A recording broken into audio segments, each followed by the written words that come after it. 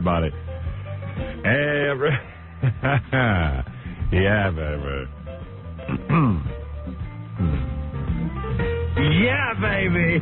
Yeah. Just put my hand in some orange juice. It's like such a mess. When you're on the air, you got to eat quick, you know? No such thing as fine dining. Hey, everybody, what's happening? Yeah, we're busy today. Oh, Sternak in today. Good. Yes. Yes. Just looking over the schedules here. Jenny McCarthy coming in tomorrow. Tommy Lee will be on the phone. I can't wait to ask him about some stuff I recently have seen. Man, can you believe, I just read about this in the newspaper this morning. I guess a lot of people don't know about it. At the Ranger game last night. Was it the Ranger game? Yeah. Yeah, of course. Gretzky's wife, Janet Jones, almost got killed. They got a picture of her, like, passed out on the floor with blood coming out of her mouth. Two hockey players, checked into the glass. The glass shattered, collapsed right on top of her. And you know that, Gretzky married Janet Jones, who's a hot piece of ass. She was the star of Flamingo Kid. And they say Police Academy 5, which I guess is not a great credit. But, okay, she was in Flamingo Kid. And then married Gretzky. I said the icing is definitely off the wedding cake because his wife gets knocked over in the stands. They have to take her off to the hospital. Gretzky stayed and played the rest of the game. No. Yeah. How could you do that? What do you mean, how could you do that? Your wife's got a concussion? Probably like, hey, man, who cares? He skated over and they said she was all right. What was that? He said that he skated over and they said she's all right. Yeah, no, for 9 minutes they had her down on the ground. She was unconscious. She had blood coming out of her mouth. She gets in the ambulance and Gretzky keeps playing. Tell me that's not a guy who's bored. And then he went to Scores after. Right. No. They did say he went to the hospital after. Yeah, he didn't go to Scores. I bet you would have liked to go to Scores. But I thought about that, too. I Yes. Any woman would have been expected to run off the court. Oh, please. And go be with her husband if it happened to him. But no, he just kept playing. I guess Gretzky hasn't played enough hockey. He didn't want to miss a game. And she was out. I saw her. They had the footage on the news. Did they? Yeah, and that glass popped out. Wow. And she's just lying there in the stands. The glass popped out, but the two guys didn't fall on top of the glass, did they? No. That would have been unbelievable. But that must be some heavy glass. Yeah. Looks like safety. I thought it was plexiglass. I did, too. Yeah, but I guess it's not. It's pretty heavy. Sheesh. But he didn't miss a beat. They showed him skating over looking, but, he didn't come up. No. He didn't even, really seem all that perturbed by the thing. No, he had this, maybe it was a why are you stopped in the game line. Let me tell you something, though. If that was his girlfriend who he just met, who he was in love with, he'd have skated up there. Skated. He would have performed the operation. He would have rode in the ambulance. That's right. Stop the game. Stop the game. I got to go to my wife. I'm telling you, man, that's what happens. I'd stop going to those games if I was her. And his wife's a hot piece of ass. So what hope is there for anybody else? You know what I'm saying? Yeah. Whole bunch of stuff. I'll tell you how weird people get. Oh, God. All right, let me take a break here. I get comfy, I start talking, and then I got to take a break. Let me take a quick break, come back and tell you everything. Hi, I'm Wayne Gretzky, and I moved to New York and joined the New York Rangers, just to be closer to Howard Stern. Hello, this is Wayne Gretzky of the New York Rangers. Some people have called me the world's greatest hockey player, but I trade all of my skills on the ice to be half as talented in radio as Howard Stern is. A whole bunch of guys taking their wife to the Ranger game tonight. Yeah, everybody. They all want those front seats. Like, hey, Gretz, slam into the glass.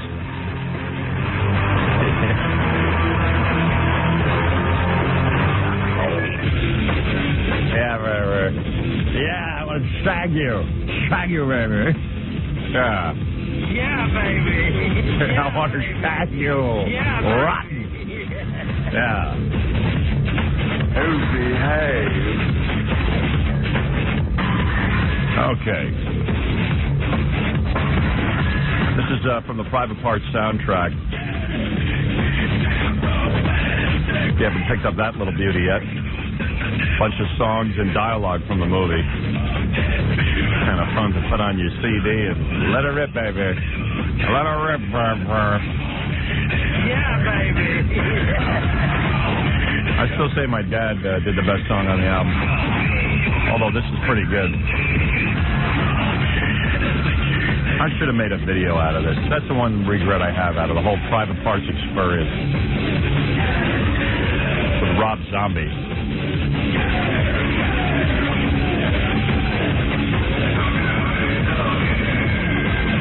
That would have been good. We should still do it. Hey, you know what? Now that I think about it. Video? Yeah. Hey, you know, this is kind of weird. I'm, wow. Oh, we're going the whole song? That's me.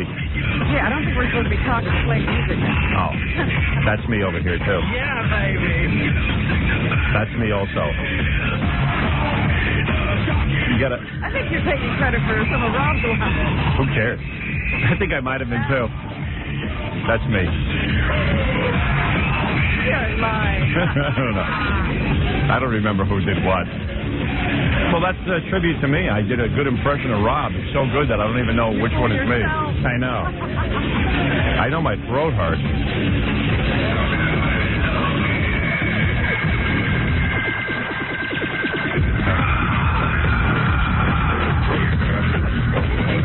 Check out what's going on in here.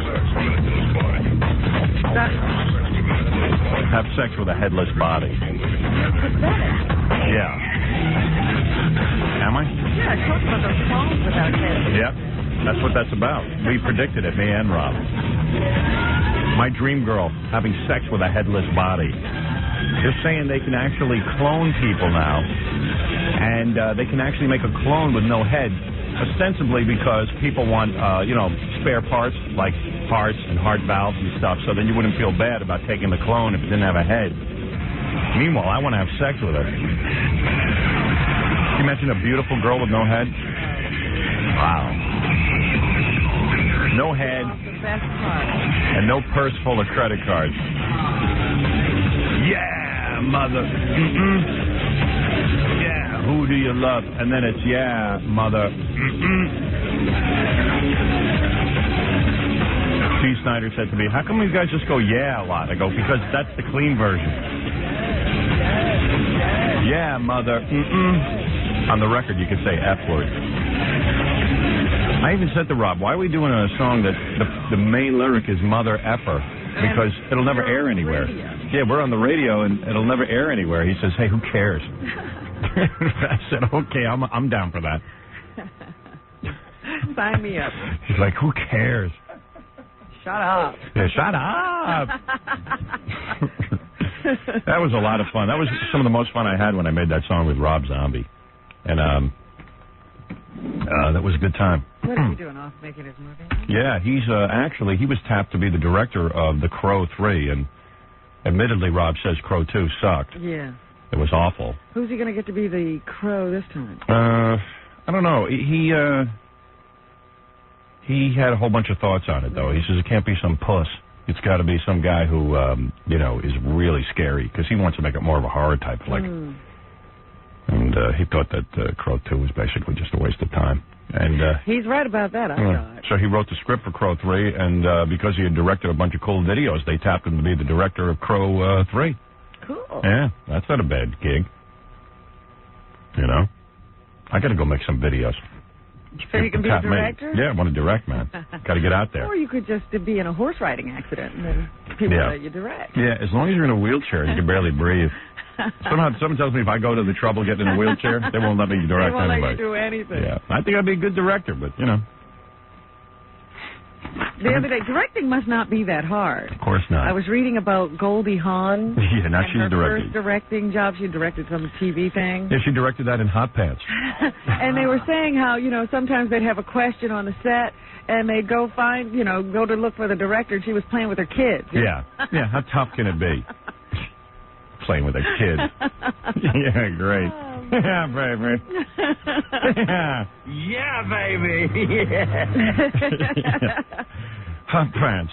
Yeah, baby. Ow. Everybody directs. In fact, if you notice that all the sort of like bad actors who were in crummy television series now direct, like Practically the entire cast of Happy Days of directors now. Right, yeah. You know, Potsy directs. He directs some cool stuff, too. He directed some Babylon 5s or something. I don't know. Yeah, and Bill Bixby went to directing from My Favorite Martian. Bill Bixby. And, before he died. Right. Jerry, the guy who was the dentist on the Dick Van Dyke Show, was a director. He was one of the biggest directors. He was the dentist on the Dick Van Dyke Show. The Fonz directs porno, I think. Something like that. I read something like that. He directs something. I don't know what it is. Hey, you got to hear this. I forgot to play it for you the other day. There's tons of stuff to talk about, but Steve Gorillo got a hold of Alec Baldwin. Uh-huh. I don't even know where. He just got a hold of him. So this is kind of funny. Here's a quickie. Steve Gorillo trying to interview Alec Baldwin. Where were you at that Cancer Foundation thing for his parents? Actually, NYU opened up a new film center. Okay. Alec Baldwin, Steve Gorillo. What's going on? Do you think Lady Di should have beat up the paparazzi like you did? Nice to see you. So when will you be trading Kim for a younger girl? Excellent. Who are you with? With Howard. Are you? Would you like to nail Fran Drescher? I'm not going to give you real. I'm going to give you grunts. You mind? I'm going to give you some sounds. Go ahead. Ask me a question. I'll give you some. Did you see Private Parts? Oh. How do you avoid your brother Steve?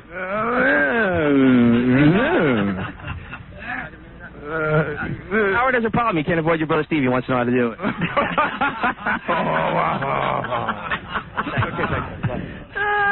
That's good, isn't it? I like that. Great. Way to answer. Get some kind of answer. Get creative. Very inventive. The real stuff slipped through there. Yeah, I think that was a real laugh. Yeah. Well, am I getting a request for an encore? I love the part where Steve says to him, Howard has problems avoiding your brother Steve. How did you do it? He goes, Hey, that was good. What's going on? Do you think Lady Di should have beat up the paparazzi like you did? Nice to see you. So when will you be trading Kim for a younger girl? Excellent. Who are you with? With Howard. Are you? Would you like to nail Fran Drescher? I'm not going to give you real. I'm going to give you grunts. You mind? I'm going to give you some sounds. Go ahead. Ask me a question. I'll give you some. Did you see Private Parts? Oh. How do you avoid your brother Steve?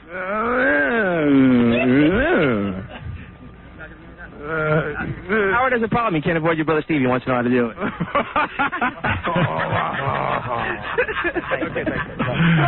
You could tell that was real. That was real. Yeah. He almost turned into Robert De Niro from Cape Fear. All right.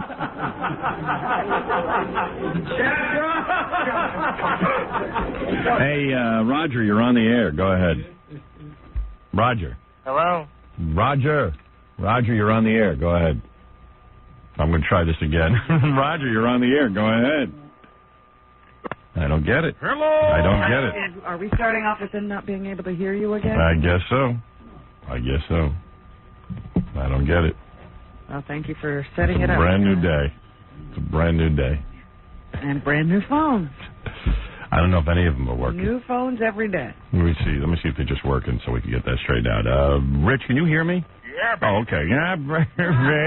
I love that, Howard. I'm hooked on it, baby. Yeah, baby. baby. Howard, did you watch 90210 yet? Yeah. I watched it last night. Baby. Yeah, baby. Yeah, baby. Very heavy episode last night. Oh, really? They're getting dramatic? Some anti-Semitism, anti-black, anti-gay. The kids are coming clean, huh? No, David got involved with a rock band that had some negative lyrics, and he stood up to them. A rock band. Yeah, it was good. And how about that girl that Steve's dating? What a can on her. You think she's good looking? I think she's kind of weird, but man, when she goes and gets done up, and then I haven't seen her done up yet. I think she's kind of homely, and she wears crummy clothes. I think they're to fire her. That's what I thought too. Then I was, you know how it is. They're poor, then they get hang out with the 90210 gang. And this guy Steve got some bad hair plugs. It's hard to. Who is Steve? Steve is Ian Ziering.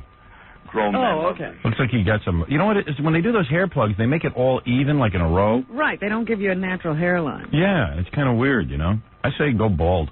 Yeah, he's as bad as that Screech on Saved by the Bell. He's starting to look a little old, and time to get a new career. Screech. I actually like him, though. I mean, I like the whole cast of 90210. You do? Yeah, I find that except for the blonde chick, Jenny, she just, I don't know, she doesn't wear hot outfits and. Yeah, she's so deprived looking. She looks so anemic and weak. Yeah, Val looks good. Tori Spelling looks good. They know how to dress for the show. And Steve's new girlfriend doesn't know how to dress for the show. But doesn't somebody dress these people? It's not their own I think choice. some of them start to think after a couple of years that they're real actresses. Oh, so they have to have some input? Yeah, into the outfits. It's like if a guy was dressing them, they'd be naked almost every week.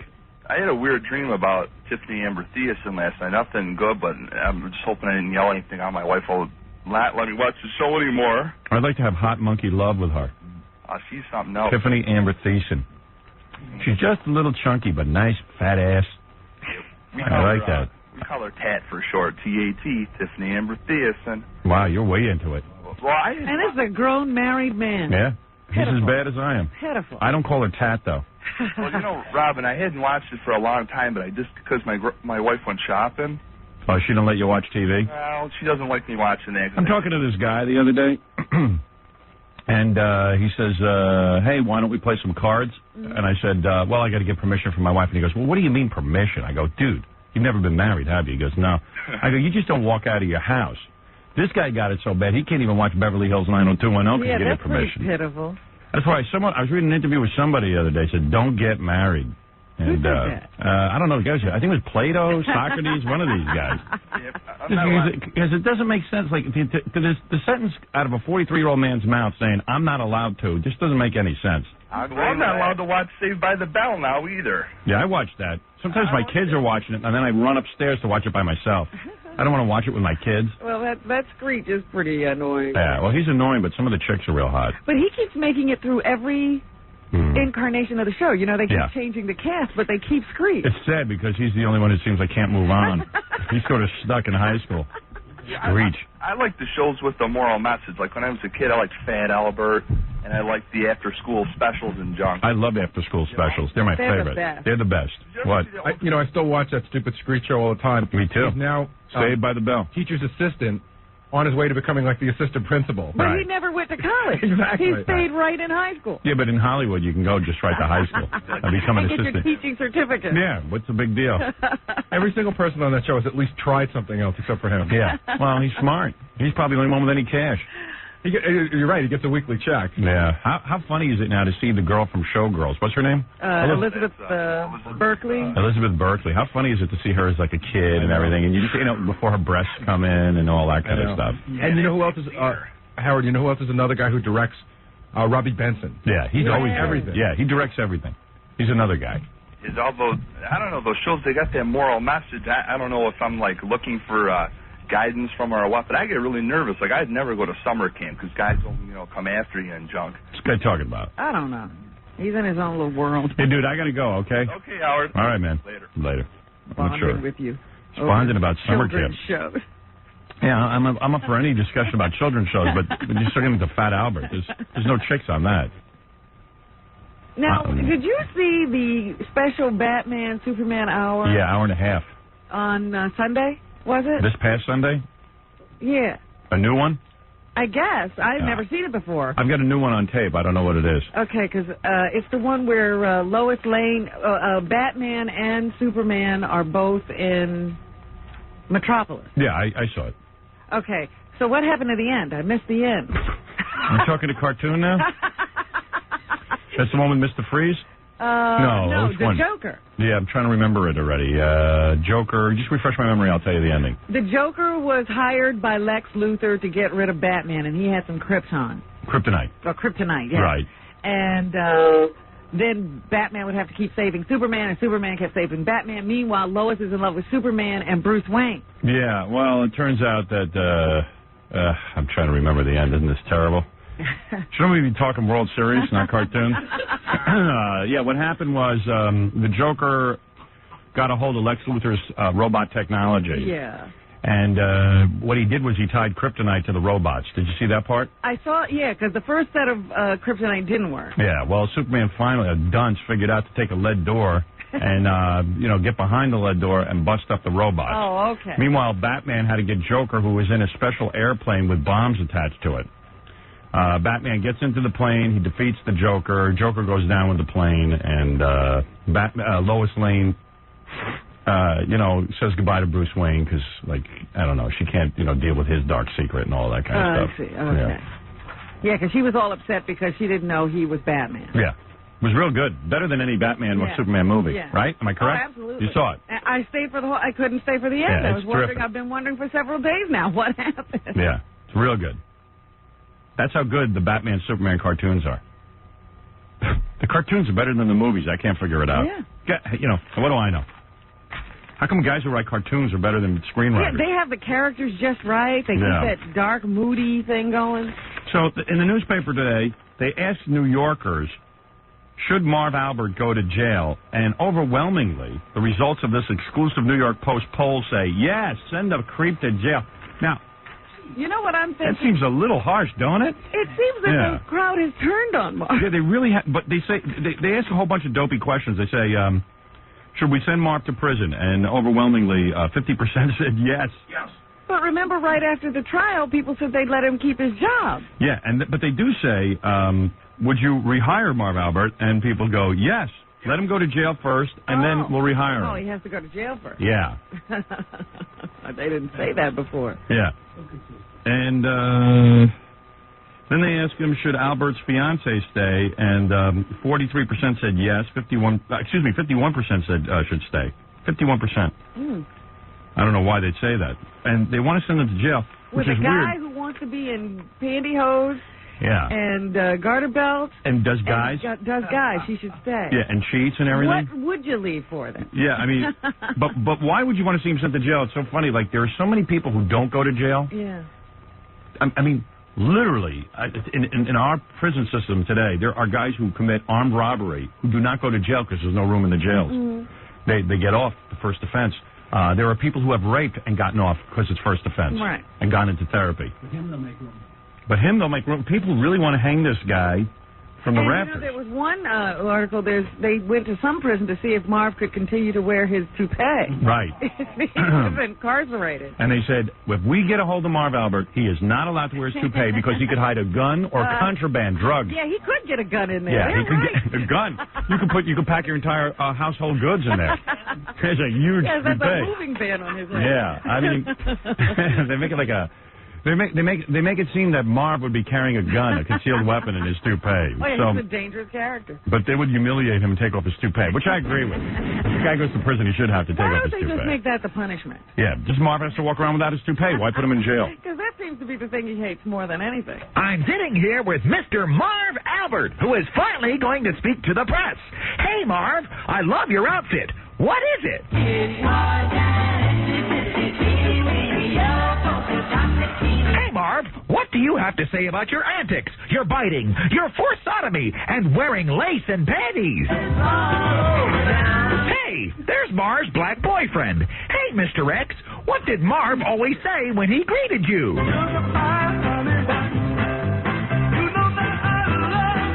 What do you recall mostly about Marv? She's a very kinky girl. The kind who don't make love to my fire. Oh, wow. It's a woman that Marv bit on the back. What did you say to the cops the night of the famous incident? I'm freezing. I'm starving. I'm bleeding to death. Oh, Marv, any last comments? I enjoy being a girl. Thank you, Marv. Ta-ta for now. And that woman that he was with is so scary. They got another picture of her in the paper today. She absolutely looks like she could kick Marv Albert's ass. She definitely looks like a man. Oh. I mean, right? I'm counting her chins. Yeah, 3 at least, right? I got up to 3 and then I gave up. So he definitely was into women who looked like guys. I mean, let's be honest. He was into guys.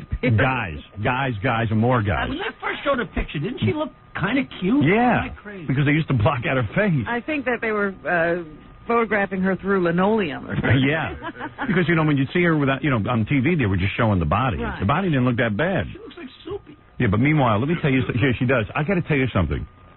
That is a woman who could overpower Marv Albert. I don't care what you tell me.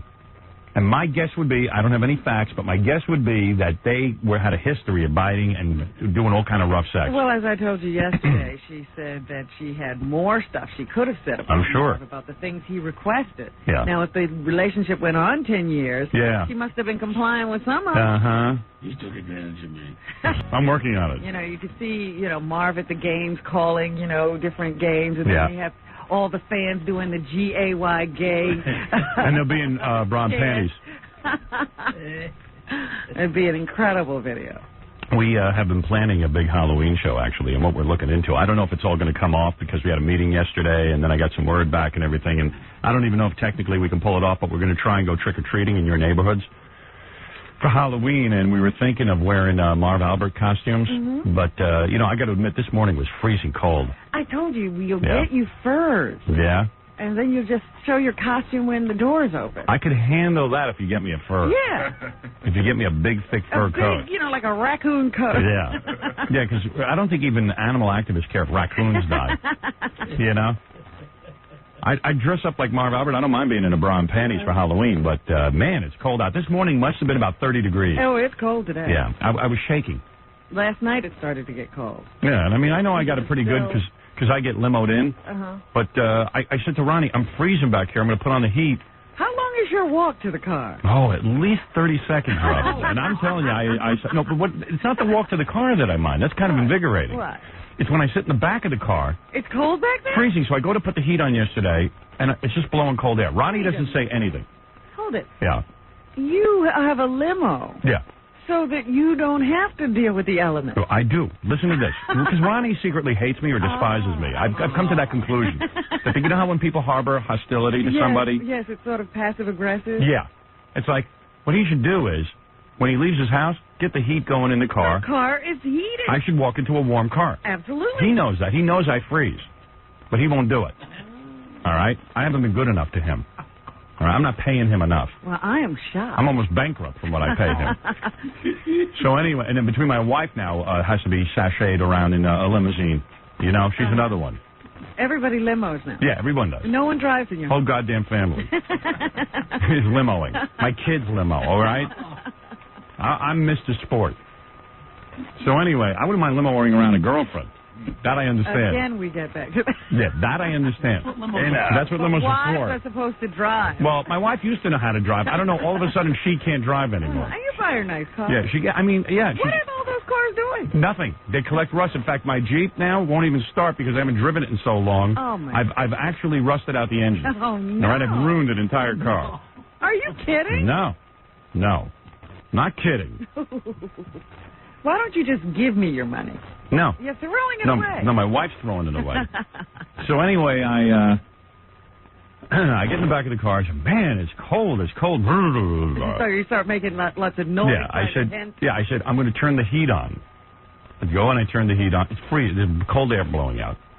Finally, I go, there's cold air blowing out. He goes, oh, I have to hit a switch underneath my hood. Oh. And a special valve. To get heat back there. I go, wait a second. I got a car. You press heat or you press air conditioning.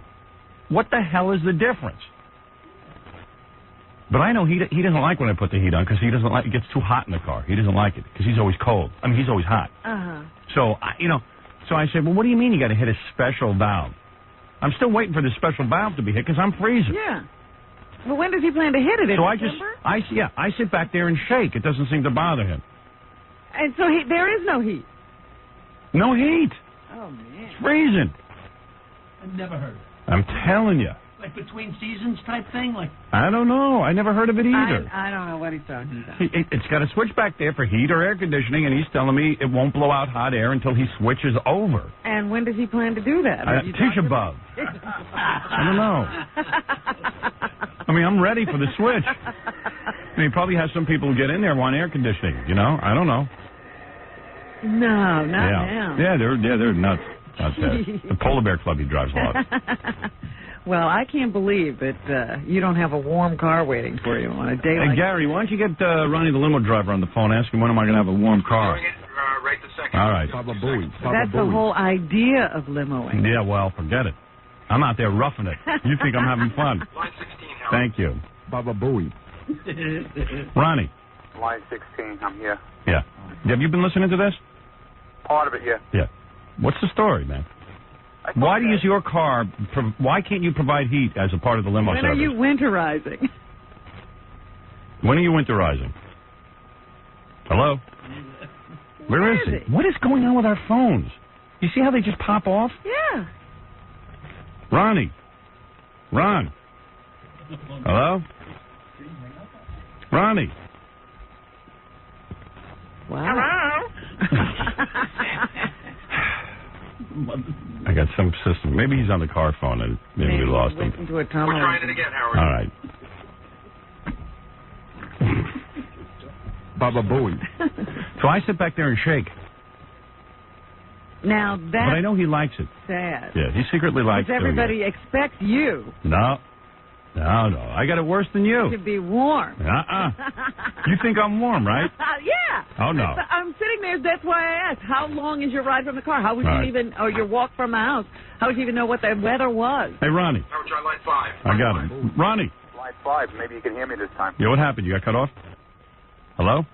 Oh, no. geez. What? What is he doing? Hanging up? He might be right. He's got to be good. He must be. Howard, it could be his phone because it's a cell phone. We're not doing anything in here. Yeah. Is it our phones? Or is he breaking my balls? We'll try him again and we'll ask him if he could please pull over. It sounded clear. Yeah, he sounded clear to me. I don't know what's going on. Hello? Every time. Hello? Well, somebody's answering. I mean, it's not that important an issue, Why but don't we try line 16 again, Howard? line 16, all right. Back and forth. What's going on with your phone? Nothing wrong with my phone. What do? You get? I'm standing still. I'm fine. Oh, all right. Maybe it's our phones. Yeah, it is. All right. 16. Is this one good? How come in your car? Because I've been in a lot of limos. Right. How come you got to hit a special valve? There's a valve under the hood that releases the antifreeze to go through the lines to the back of the car. In the summertime, I have to close it, so that makes the air conditioning work. In the wintertime, I have to open it to let the antifreeze run through to the rear of the car. And is that typical of limos? A lot of them, that's the way they do it now. I don't know, man. How come how come in the front of the car you never have to switch lines? Because it's got nothing to do with the front of the car. It's all in the rear air conditioning and heating system. That's what I was going to say. He's probably warm up there. Oh, he's fine. He doesn't get cold He's anyway. very comfortable. No, I hate the heater. Let me ask you something. You know how? The heater already was on this morning. You didn't even ask me. No, why do I have to ask? I don't know, man. Yeah, exactly. It's a game we're playing. Just turn on the heat. He knows I'm. Well, how about you turn on the heat when you leave in the morning when you see it's cold out, so I have a nice warm car to step into. Because then you tell me it's too hot when you get in. So I'll turn it down. Oh. Because the car takes a half hour to heat up. You sit back there and you shake. ride the whole way freezing. Yeah. In other words, I put it on and then it blows cold air on me for about 15 minutes. Yeah, it does not. It does. That thing heats up like an inferno back there. No, it doesn't. Yeah, you know it does. He wishes he do. I want to know how it heats up like an inferno. Well, you go ahead and turn it on today all you want. Well, what about in the morning I step into a warm car? Okay, no problem. Is Really? that concept ever, Because I tell you, man, he gets a little. occurred to you? He's passive aggressive with me. Yeah. I hate him. That's what he's telling me now. But I tell you the other day, he knew. What was it I said you knew when he had to tell Gansey? Gansey? Yeah. Oh, yeah, somebody died or something. Yeah. Oh, yeah. Who was John Denver? Yeah, John Denver died. I didn't know about it. The whole time we're driving, doesn't say a word. The whole time we're walking out of the car, didn't say a word. We see Gansey.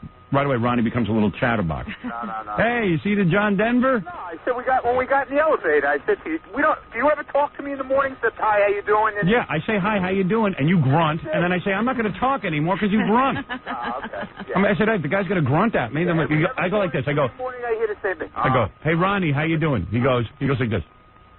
Yeah, what's up? He goes, No, what's up? like this. Yeah. And I go, okay. Nothing's up then. I go, what's up? He goes, Oh, You two are like a married couple. I'm exhausted. I'm exhausted. I can't take this anymore. That's the first thing I hear. yeah, at least it's conversation. Oh, please. This guy. And he's got good John Denver stuff. He'll hold it until Gansey's Yeah, around. well, no, I told you in the elevator. This way you remember it just before you go on the air. Yeah. He doesn't tell me. He goes, hey, Gansey, what do you think of this guy dying? Gansey's dead. He's dead in the morning. How can I? Why would I be talking to Gansey? That's what we're all asking. That's what I'm asking you. I was telling you in the elevator. He gets angry because he wants to be a cop. Now I want to. Now I'm back to. What kind of cop would he get on be? that subject. He'd be the cop that would beat the piss out of everybody. Why am I on this subject? I'm in the limo business 20 years. Now I want to be a cop. He wants to be a cop. Oh, okay. He's got a hard on for cops. Well, the cops like me, and I like the cops. Nothing wrong with that. All right. That's very very good. I never heard of no valve has to be turned off in a. You want to? I'll show it to you. You want me to bring it up? I never heard of this. I got the only car. You got to go under the hood to get the heat working. That's not true. How come we don't have one of those cranks on the front? Well, of it? you know, the thing is that you really shouldn't know anything about the car. Right.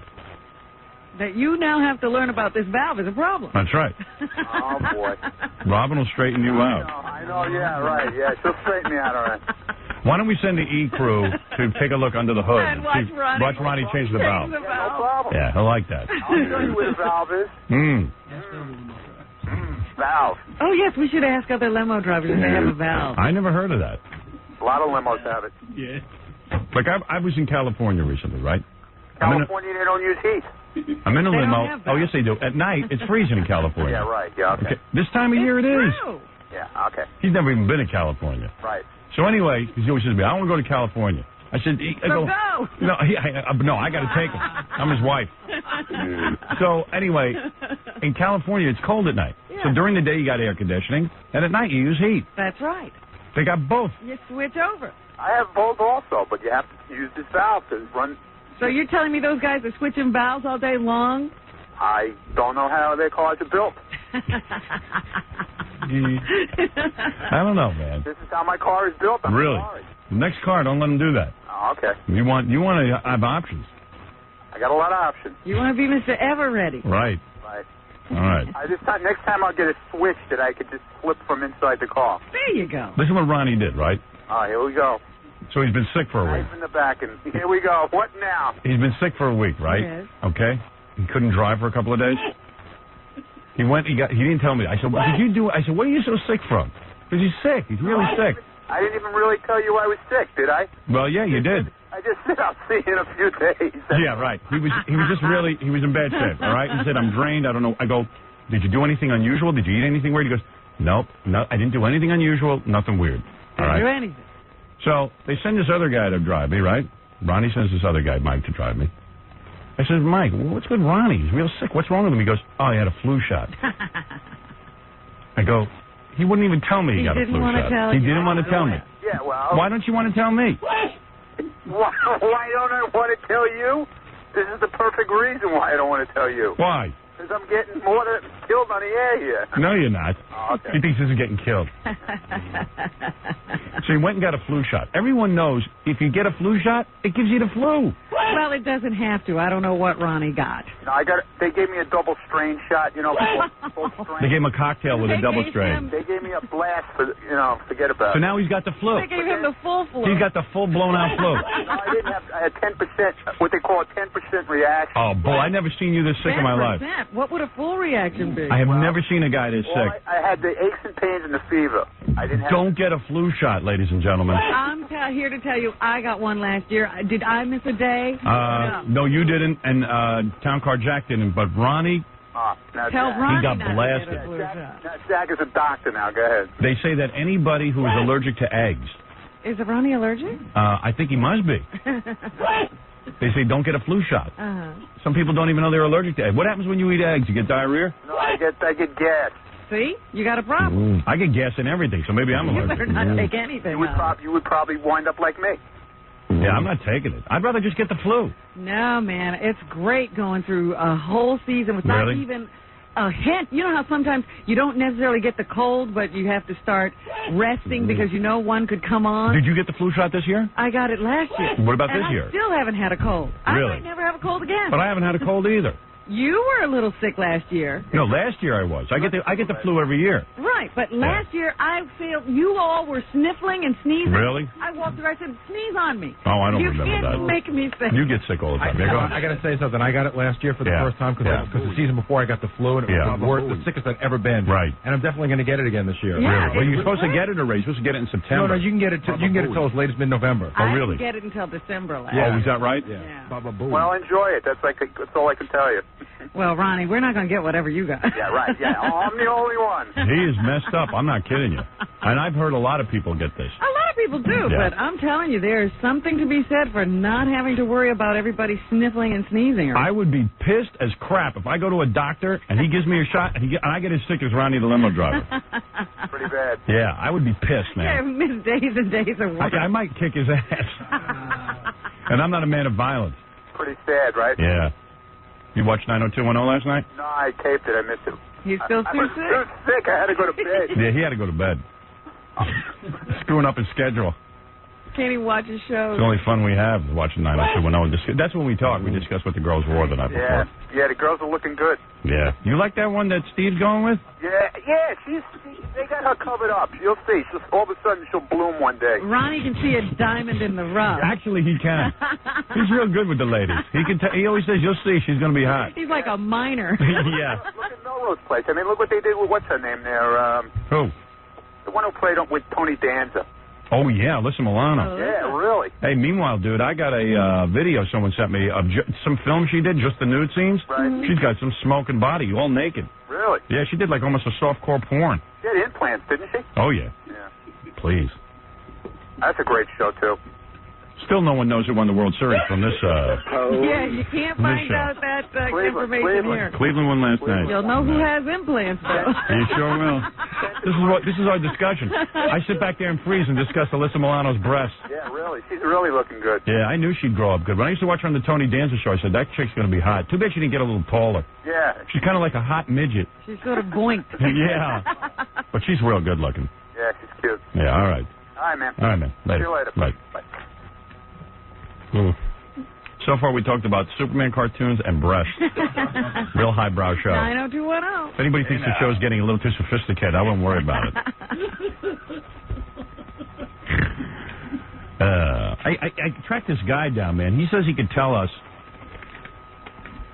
why, like, okay, I know I stare at myself in the mirror a lot, and I'm not even sure why. Do you really? Yeah. Do you? No. Because I read all these titles. I said, who does that? I do it. Really? Yeah. And you just look at yourself? Yeah. Are you looking at your whole body or is it your face? Sometimes my face, sometimes my whole body. He can tell us why we do that. A lot of people do it. I'm not the only one. I'm sure. But I don't know. Here's something I do all the time. Why do I secretly hope other people will fail? Oh, you don't secretly. You yell it all over the airwaves now. Yeah, but I mean, I really hope people fail. And I don't know why, but he claims he can tell us why. Okay. He's the author of some book. I talk to myself all the time. He can tell us actually why we talk to ourselves. Doesn't everybody? No. That's the weird thing. I talk to myself. In fact, now I don't even worry about whether my lips are moving or not.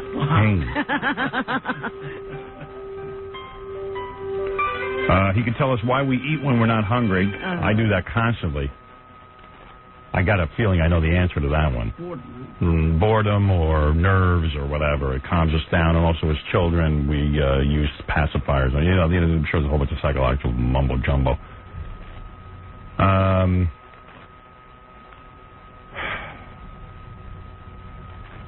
See, I kind of group these questions into different people. Like, Jackie needs to know, why do I have such difficulty disciplining myself? Yeah. Because Jackie has no discipline. None. Like, he can't resist drugs. He can't resist drink. He can't resist food. I don't want to even solve the problem. Yeah. He can't solve the problem. He can't resist not having it. Like for Fred, why do I feel so unloved? I know Fred feels I don't like I him. know. He's got that bad. Yeah. Why am I so lazy? Who's That's that for? Scott. Why do I feel like I've got the absolute worst luck? Scott. It's true. Right. So fun betting zero. And like for Tom, our general manager, why do I take so long to make simple decisions, which is really his problem. I would love to know why he can't do that. Yeah, I mean, he literally cannot. You asked Tom, should we turn absolutely. out the lights in this room at night? Let me think about it. Right. Is that really true? I believe that because I'm telling you, the guy cannot make a decision. I don't know. He's a little too over-researched. I mean, there's a million questions. Why am I so competitive? Why am I so hard on myself? These are all for you, I would have. Oh, yeah. Why do people annoy me so easily?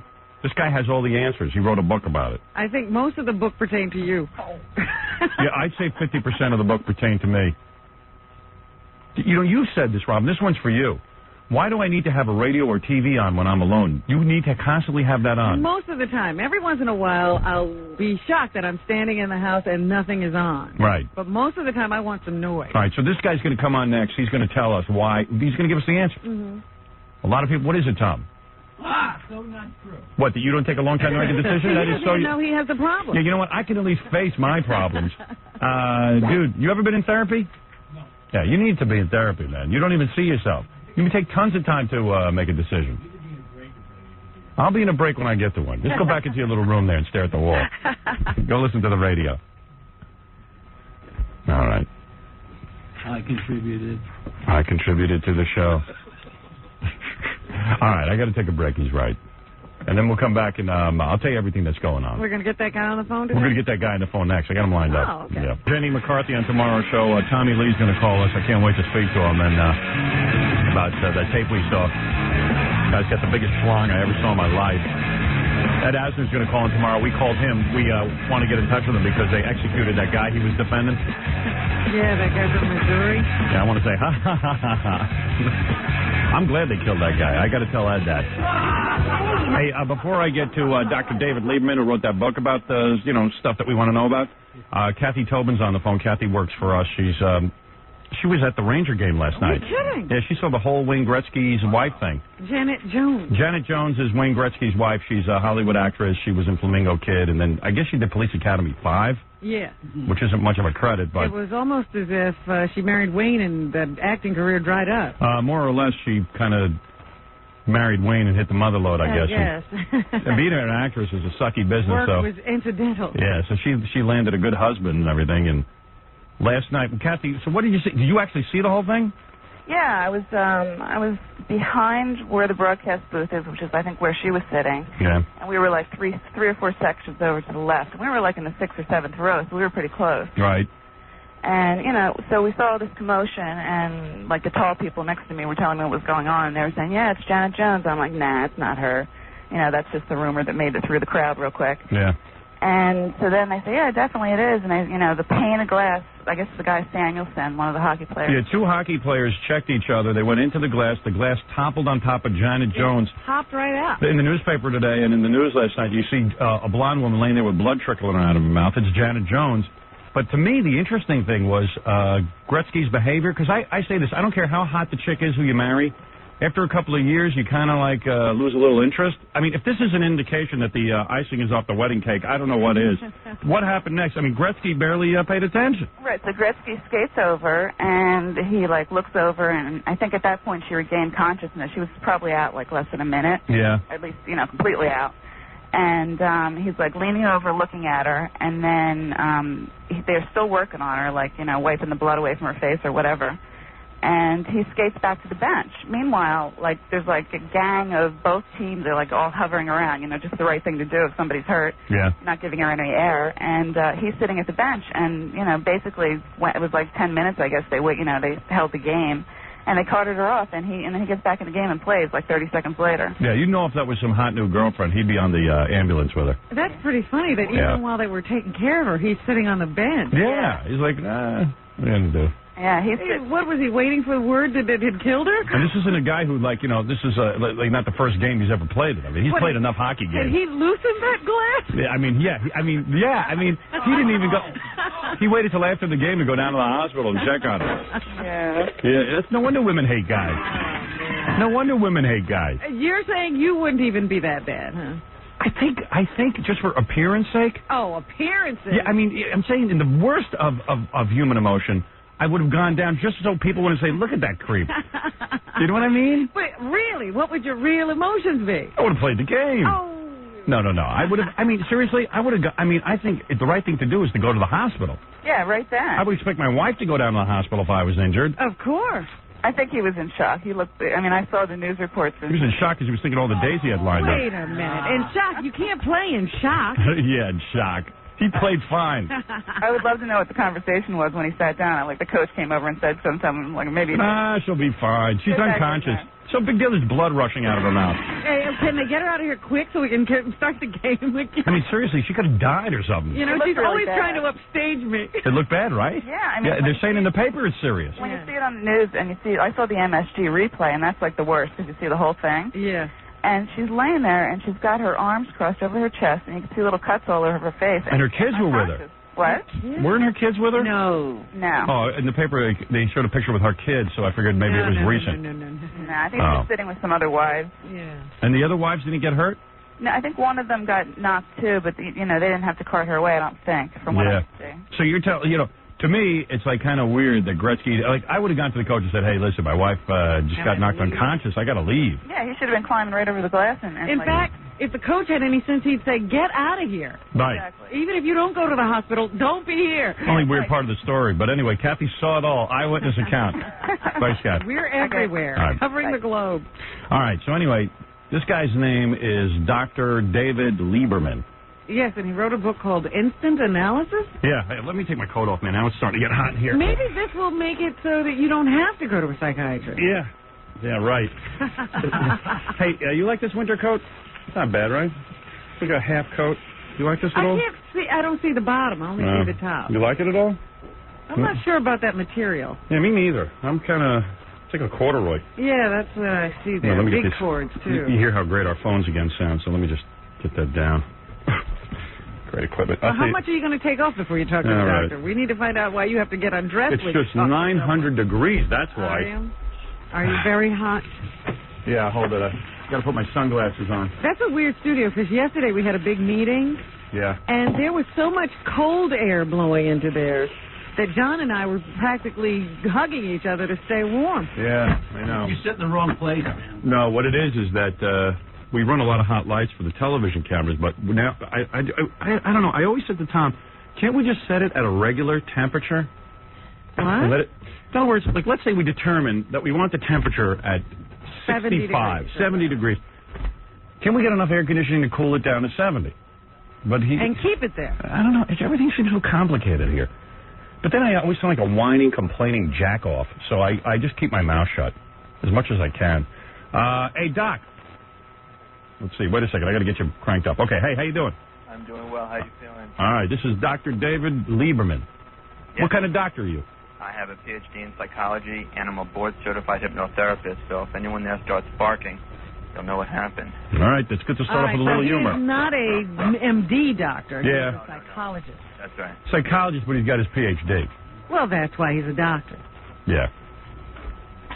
I wish I was a doctor. You could be a doctor. People, Dr. what? Smut. Yeah, Dr. Smut. Dr. Dirty. Okay. So anyway, you wrote this book called Instant Analysis, okay? Now, there's a bunch of stuff here that I want to ask you about people on our show. Mm-hmm. Okay. But first, me. Now, wait a minute. I just got to know. It doesn't mean you're sick, right? No. Instant analysis shows you how you can understand and change the 100 most common, puzzling, annoying, self-defeating behaviors and habits. These are common to most of us. Oh, okay. Just because they're common, though, Robin, doesn't mean that they're healthy. All right, Doc. Yes. Why do I stare at myself in the mirror constantly? I do this. I mean, I'm very busy with myself in the mirror. Well, there are a couple motivations. Often it's not just a case of simple vanity. People that do this for extended periods of time are looking for validation of their worth. They don't feel like there's a great deal of worth within, so they seek the reassurance of a surface worth. See, I think with me, Yeah. I'm constantly looking over my nose to see if I can see what other people see and see how bad it looks. Because when I watch the Private Parts movie, I go, man, some angles my nose looks really tacky.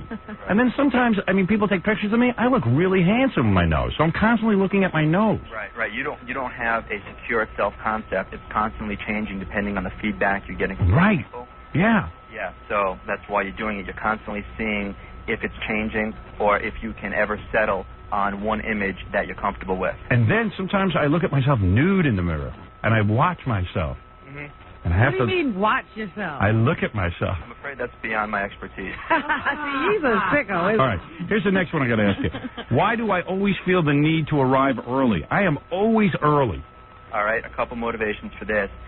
Some people will have some of them. Some will have many of the motivations. One is that physiological sensation, that adrenaline rush that comes with rushing, you find very unsettling. So by arriving early, you make sure that you're not under the gun. That's true. I do get anxious. I don't like. Well, I was going to say, and because when you do those whole big family things and Yeah. everybody's slower than you, Yeah. it drives you crazy. It makes me nuts. Yeah. It's like I just want to get it going. Another reason is that you don't want to be dependent upon anybody else for any information or anything. You want to get there to make sure that you have the facts. You don't want to have to show up late and say, hey, guys, what's going on? It puts you more in a position of authority and control. Interesting. Yeah, if I'm there first, I set up my power position. I like that. You get the head of the table. See, Robin's always late or doesn't show up at all. Which means what? Well, that means, again, a couple of things. Could be a combination of them. Number one, you can thrive on that physiological sensation. You enjoy that adrenaline rush that comes with beating the clock. Another reason may be that you like to show people how important you are. Yes. Oh, I've always said that. How dare you agree with that? That is so true. Robin loves to walk in, and all of a sudden everyone's like, where's Robin? Where's Robin? Is Robin coming? Is Robin? And then all of a sudden she'll walk in like an hour late, and everyone's like, there she is. Oh, it's the same pattern every time. Excuse me. And you love it. That's your drama. No. I'm not in it. Oh, that is so you. Everyone says it behind your back. That's what all of you think. You love that drama. And if you were doing that, that would be your motivation. No. Robin, sorry. I'm calling you out on this one. Oh, boy. She loves it. All right, this is my problem. Okay. Why do I fantasize about having special powers like ESP or telepathy? I want superpowers. I do that too. Yeah, I want to be able to fly. I want all that. Well, oftentimes when we're young, we fantasize about these things, and we usually shake it. Why haven't we shaken it? Well, what's wrong with us? Usually people that feel this way don't see themselves on equal footing with other people. They imagine these powers where they would give themselves an edge. Yes.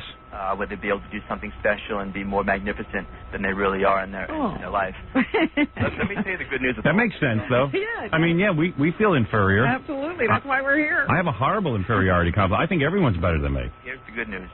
All of these 100 behaviors within a couple pages, not only do you understand why you do it, but you can fix it. And if you'd like, we can go ahead and start helping you out today. I mean, in your book, you actually tell people how to fix this crap? Absolutely. Now, you look at someone like Sarnos that helped you with your OCD. Yeah. You could have spent literally decades in therapy and have never gotten better. Now, that was a very effective short-term therapy, and there are so many of them that people really need to know about that can help them with a wide variety of mental illnesses and afflictions. Yeah, because I've got about 50 of these. Yeah. Why do people annoy me so easily? Again, a couple of reasons. One, it can be that the traits you see in yourself, other people reflect them back to you, and you don't. In other words, if you're very egomaniacal and very self-centered, yes, you notice that trait in another person, it drives you up the wall. Yes. Oh boy. Yeah, I am hitting you right on the head. I am very self-centered. Yeah. And egomaniacal. Right. And when I see weaknesses in other people, I identify those weaknesses in myself, and I hate it. Yeah. Yeah. Now understand, it might have taken you 2, 3, 4 months, a year, 5 years in traditional therapy to work through that and then to solve it. That's why short-term therapy is becoming so effective and such an acceptable alternative for many, many people. All right, why do I secretly hope that other people will fail? And it's not even so secret. I'm very vocal about it. He's getting more and more vocal. I mean, okay, I'll give you an example, all right? So I had read in the paper that some judge was suing Imus. Yeah. Right, yeah. Okay? Because Imus called him senile and all this kind of stuff. Sure. I said, great, good. Misery for Imus. I love it. Mm-hmm. Then today I read in the paper that the judge who's suing Imus died. Oh. I know. And you hear your reaction? I went like this. Oh, for Christ's sake. It was because he couldn't sue Imus anymore. Yeah. Now he can't sue Imus. And I was like, yeah, oh, no. Like I hate everybody. Well, now, I don't wish bad things on everybody. I do. Just most people. I want most people to fail. Even people I like. Yeah. Yeah. I got to be honest. There are a few people I absolve. Really? They can do okay. Really? Not Jackie, I hope. No. Okay. I love when Jackie fails. Go ahead. Okay, number one, it's my thinking that part of this behavior is nurtured by the fact of the industry that you're in. You're in a very, very competitive industry. Right. You were starting out, if one person succeeds, that means it's possible that you'll be moved to another market. Somebody else's failure is a success for yours. So as you begin to adopt that way of thinking, it translated into other areas of your life. Yeah, but I even have, like, friends, I would like to see fail. Yeah, I know. See, even outside of the business, you know what I mean? I do. Well, that's what he's saying. It pervades your life. Because I want to be the top guy. I don't even mean just in radio. Yeah, I know. Just in all my domains. In all phases. Right. I don't want to see anybody do well. I understand, and there are other reasons for that as well. One is that you view the world as one big competition. Right. Where there's a limited amount of good fortune to go around. One person fails, that means you've got a chance of succeeding. Right. Your chances are up. And obviously it works fine when you're on top like you are. So clearly it's benefited you in your business community. Think how screwed up I am, Robin. I've known this for a long time. I'm glad you're becoming a Yeah, think how screwed up I am. But we have to live with you. But why don't you be a little bit honest? I mean, you hate when people succeed also, right? Come on. I just said, I'm a little embarrassed. See, I am embarrassed about it at least. Well, yeah, I'm not. Robin has some shame. Right. Oh, it's true. But I secretly plot their demise all the time. All right. Why does Robin need the radio or TV on all the time when she's alone? You're telling me you don't, you sit in the house quiet? Yeah, I do. I really do. Kidding. I swear.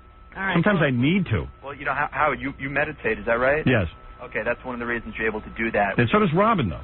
Yeah, when I meditate, I'm quiet. Yeah, but that's the only time. She says As to soon me, as I finish meditating, I turn something on. like, I know for our job we need to be in touch with things and all that, so that's part of the reason you keep the TV on. But I suspect even if we didn't do this kind of job, you would need that. Well, I always did anyway. Yeah. There was always something So what's going the on. psychological reason? Well, two reasons. One in particular with Robin, it may be that since she does the news, there's some information and Right. that she needs to make her... Yeah, I feel out of touch if something's not on. Right. Yeah. The other reason is that she may be afraid to be alone with herself and her thoughts. Nah. Right. She needs that. I agree. You agree. External distraction coming Something from we've all said about her. What's that? She what? She denied that something. Yeah. No, I can be alone. Oh, I would screw reread you the all. chapter on denial, Robin. On denial? Yeah, she has no husband. Well, that's one reason to turn everything on. Right. So you can't hear it. That's interesting. That she can't be alone with her thoughts. Oh, I can too. Please. Distractions coming from the outside. It's the internal chatter. It's what do I have to do today? What's going on with my life? This is where I am. She needs to be taken away from where she is right now and the external distractions. I have to disagree with him. I agree. No. I know the answer to some of these. Okay. Why do I misplace my keys, papers, and just about everything else? That's me. Oh, you do that? Oh. Okay, here's what they say. Tell me if I'm right, Doc. Go ahead. That, like, when you misplace your keys, psychologically, you don't even really want to go. Like, it's almost like you sabotage it or you misplace the papers because you don't want to deal with it. Everywhere, Howard. Right, because you psychologically don't even want to go or move. Wherever like you I'm going? Yeah. Because I always have them when it's time to go to work. Right. Because when you have to be somewhere, you make sure you have those keys. Yeah. Other than that, Yeah, Howard is very right. That definitely is one motivation. Uh-huh. Another one, which is very interesting, is that people that do this often look to create an artificial challenge that once overcome gives them a sense of satisfaction. You know, let's take an example. Let's say you were driving along for speeding, get pulled over, go through the usual routine, license, registration, insurance, Right. and then you let off with only a warning. You're in a great mood, yet nothing in your life has changed. Right. So by misplacing items and you go through that, oh, I can't find it, and it's like, ooh, I feel great. So you get that that feeling of satisfaction. that makes sense. Well, You follow that? Let me explain it to you. Yeah. All right. Okay. Cop pulls you over. Yeah. You feel good because you didn't get a ticket. Right. Okay. How do you make yourself feel good? You lose your keys on purpose, even though you don't know you're doing this. Uh-huh. When you find them, you feel great. Is that right? It's your way of making you feel great. Oh. Exactly. Without having to risk anything in your life, without putting yourself Yeah. in the task. I mean, what did you really risk? I can't put my hand on anything. Right, but when you find them, you're I like, have to find everything I need. you know that feeling of like, oh, thank God I found my keys? Yeah, and I have to walk around and go, okay, now I'm really going to find it. Right. And then I find it. And then go, you're all wow, proud of yourself. I can't believe I found it. That's what he's saying. You're creating your own happiness. Wow, that's man. pretty heavy. I'll buy into that. That wastes a lot of time. Right now, it's not just enough to know that you do it. You're also going to need how to get rid of it. Right, and there's so many great effective short-term therapies. Instant analysis talks about several for each topic. But really, traditional therapy is effective for some people some of the time. But for the great majority of problems, people are finding that these short-term therapies are highly, highly effective. Yeah, I know a guy. He staples his keys to his balls. That works. It works. So let's go on. What else? All right. Okay. This is a good one. I was going to say this for some of my interns, like Gorillo and stuff. Why do I have the need, or why am I so reluctant to plan for my future? But I mean, that's kind of interesting. Why is that? Why is like a guy like Gorillo, who's now like 25, 26 years old, he's been interning for me since he's like 19. The guy can't plan his future. He can't figure out what he wants to do. Yeah, well, when you want to figure out where you're going, it means you have to take a good, hard look at where you are. And for these people, in order to do that, it means asking themselves a couple of hard questions. And they don't want to do that. As long as they can keep their future vague, they'll never have to worry about showing up on time. These are the kind of people that would draw a circle or shoot an arrow at a barn and then draw a circle around it. Wherever they wind up, and they don't have to push themselves. They don't have to meet with failure, disappointment. They just kind of amble through life. And unfortunately, if they don't know where they're going, as the saying goes, they won't get there. Yeah, that makes a lot of sense. Yeah. That makes a lot of sense. Gorilla, are you listening? By the way, let me just say Dr. David Lieberman is calling from a padded cell, so he's got his own situation to work out. Had a lot of time to think. He had a lot of time to think. No, you're making a lot of sense, actually. I'm glad you think so. And I don't get too impressed by people, but that makes sense. Why Gorillo can't like this, and John. Yeah, he just won't sit and ask the questions that would get him where he wants to go. Because the questions, the real hard look at himself would be, oh my God, I don't have any talent. Right. Yeah. Wow. Okay. This is for Gary. Why do I eat foods that I know will make me sick? Baba Booey. He eats chocolate. Yeah. He's fat. Yeah. And he keeps eating and eating and eating. Yeah. Well, again, a couple motivations. One can be Gary's looking for immediate gratification. Baba Booey. His barometer between pleasure pain is kind of off. As long as he can get satisfaction now, he doesn't mind paying the price later. Right. Yeah, because he's so unhappy that he has to like What get. makes him so Howard, unhappy? I got to tell you something. Yeah. I'm not unhappy, but what he said is right on the money. Baba I don't Booey. care what happens later. I just want it now. Right. Yeah. Yeah. He can't think about what's going to happen later. Gary. So you're saying he's dopey? Well, I'll leave that clinical diagnosis to you, but Right. Right. It would be my thinking that Gary has a sense of uncertainty about the future. He's expecting it to bring pain, so his thinking is, might as well get something pleasurable in now before the you-know-what hits the fan. Talk to me about Fred. He constantly says, I don't love him, I don't like him, he feels unloved. Why does he feel unloved by me? Well, one is, as a fan of the show, I know that you often don't drape Fred in accolades and praise. Right. Oh, that's not true. But, I mean, I do. I mean, off the air I do. I tell him he does something good. I mean, how many times can I tell Fred he's talented? He's working here. He's talented. Yeah, I mean, I don't know Fred personally. But None of us do. Yeah, it's not possible. Right. It's a big club. That Fred has some intimacy issues. Yes. He has difficulty relating to people in general. So even though you guys are very good friends and been friends for a long time, right. It doesn't negate the fact that he's having trouble accepting and seeing that type of praise and affection from you. He constantly wants to check the relationship with you because he doesn't feel secure in it. That is true. Yeah. He does feel insecure. Yeah. And he wants you to say every day that you love him. Yeah. Because he doesn't believe it otherwise. Like even when we write stuff, I would go, hey, great job, Fred. Great and he'll stuff. think you're lying to him. Yeah, I know. Then he thinks, oh, he's just saying it. Right, Fred, you have an intimacy problem, right? Yeah. You do. He does. He'll admit it. But I can also say that the doctor is also correct that in his observation that there seems to be not a lot of accolades. Oh, stop. Oh, here we go. Fred. Here we go. Oh, he's so And Fred, why are you? And then if I tell Fred I don't want to use a piece of his material, he gets ultra sensitive. Why are you so sensitive to rejection, Doctor? Tell him. Same reason. Fred is sensitive to rejection, probably just with certain people that he cares and values the opinions of. Yeah, right? Is that that's right? true. Absolutely true. Because if somebody on the street called him an idiot, he probably wouldn't think twice about it. care If less. Howard said that, it would really hurt him. And what about Jackie? He answered the question. Why is it so hard for me to stop destructive habits like drinking and stuff? Well, a habit is a dead problem. The only difference between a habit and regular action is the level of awareness you give to it.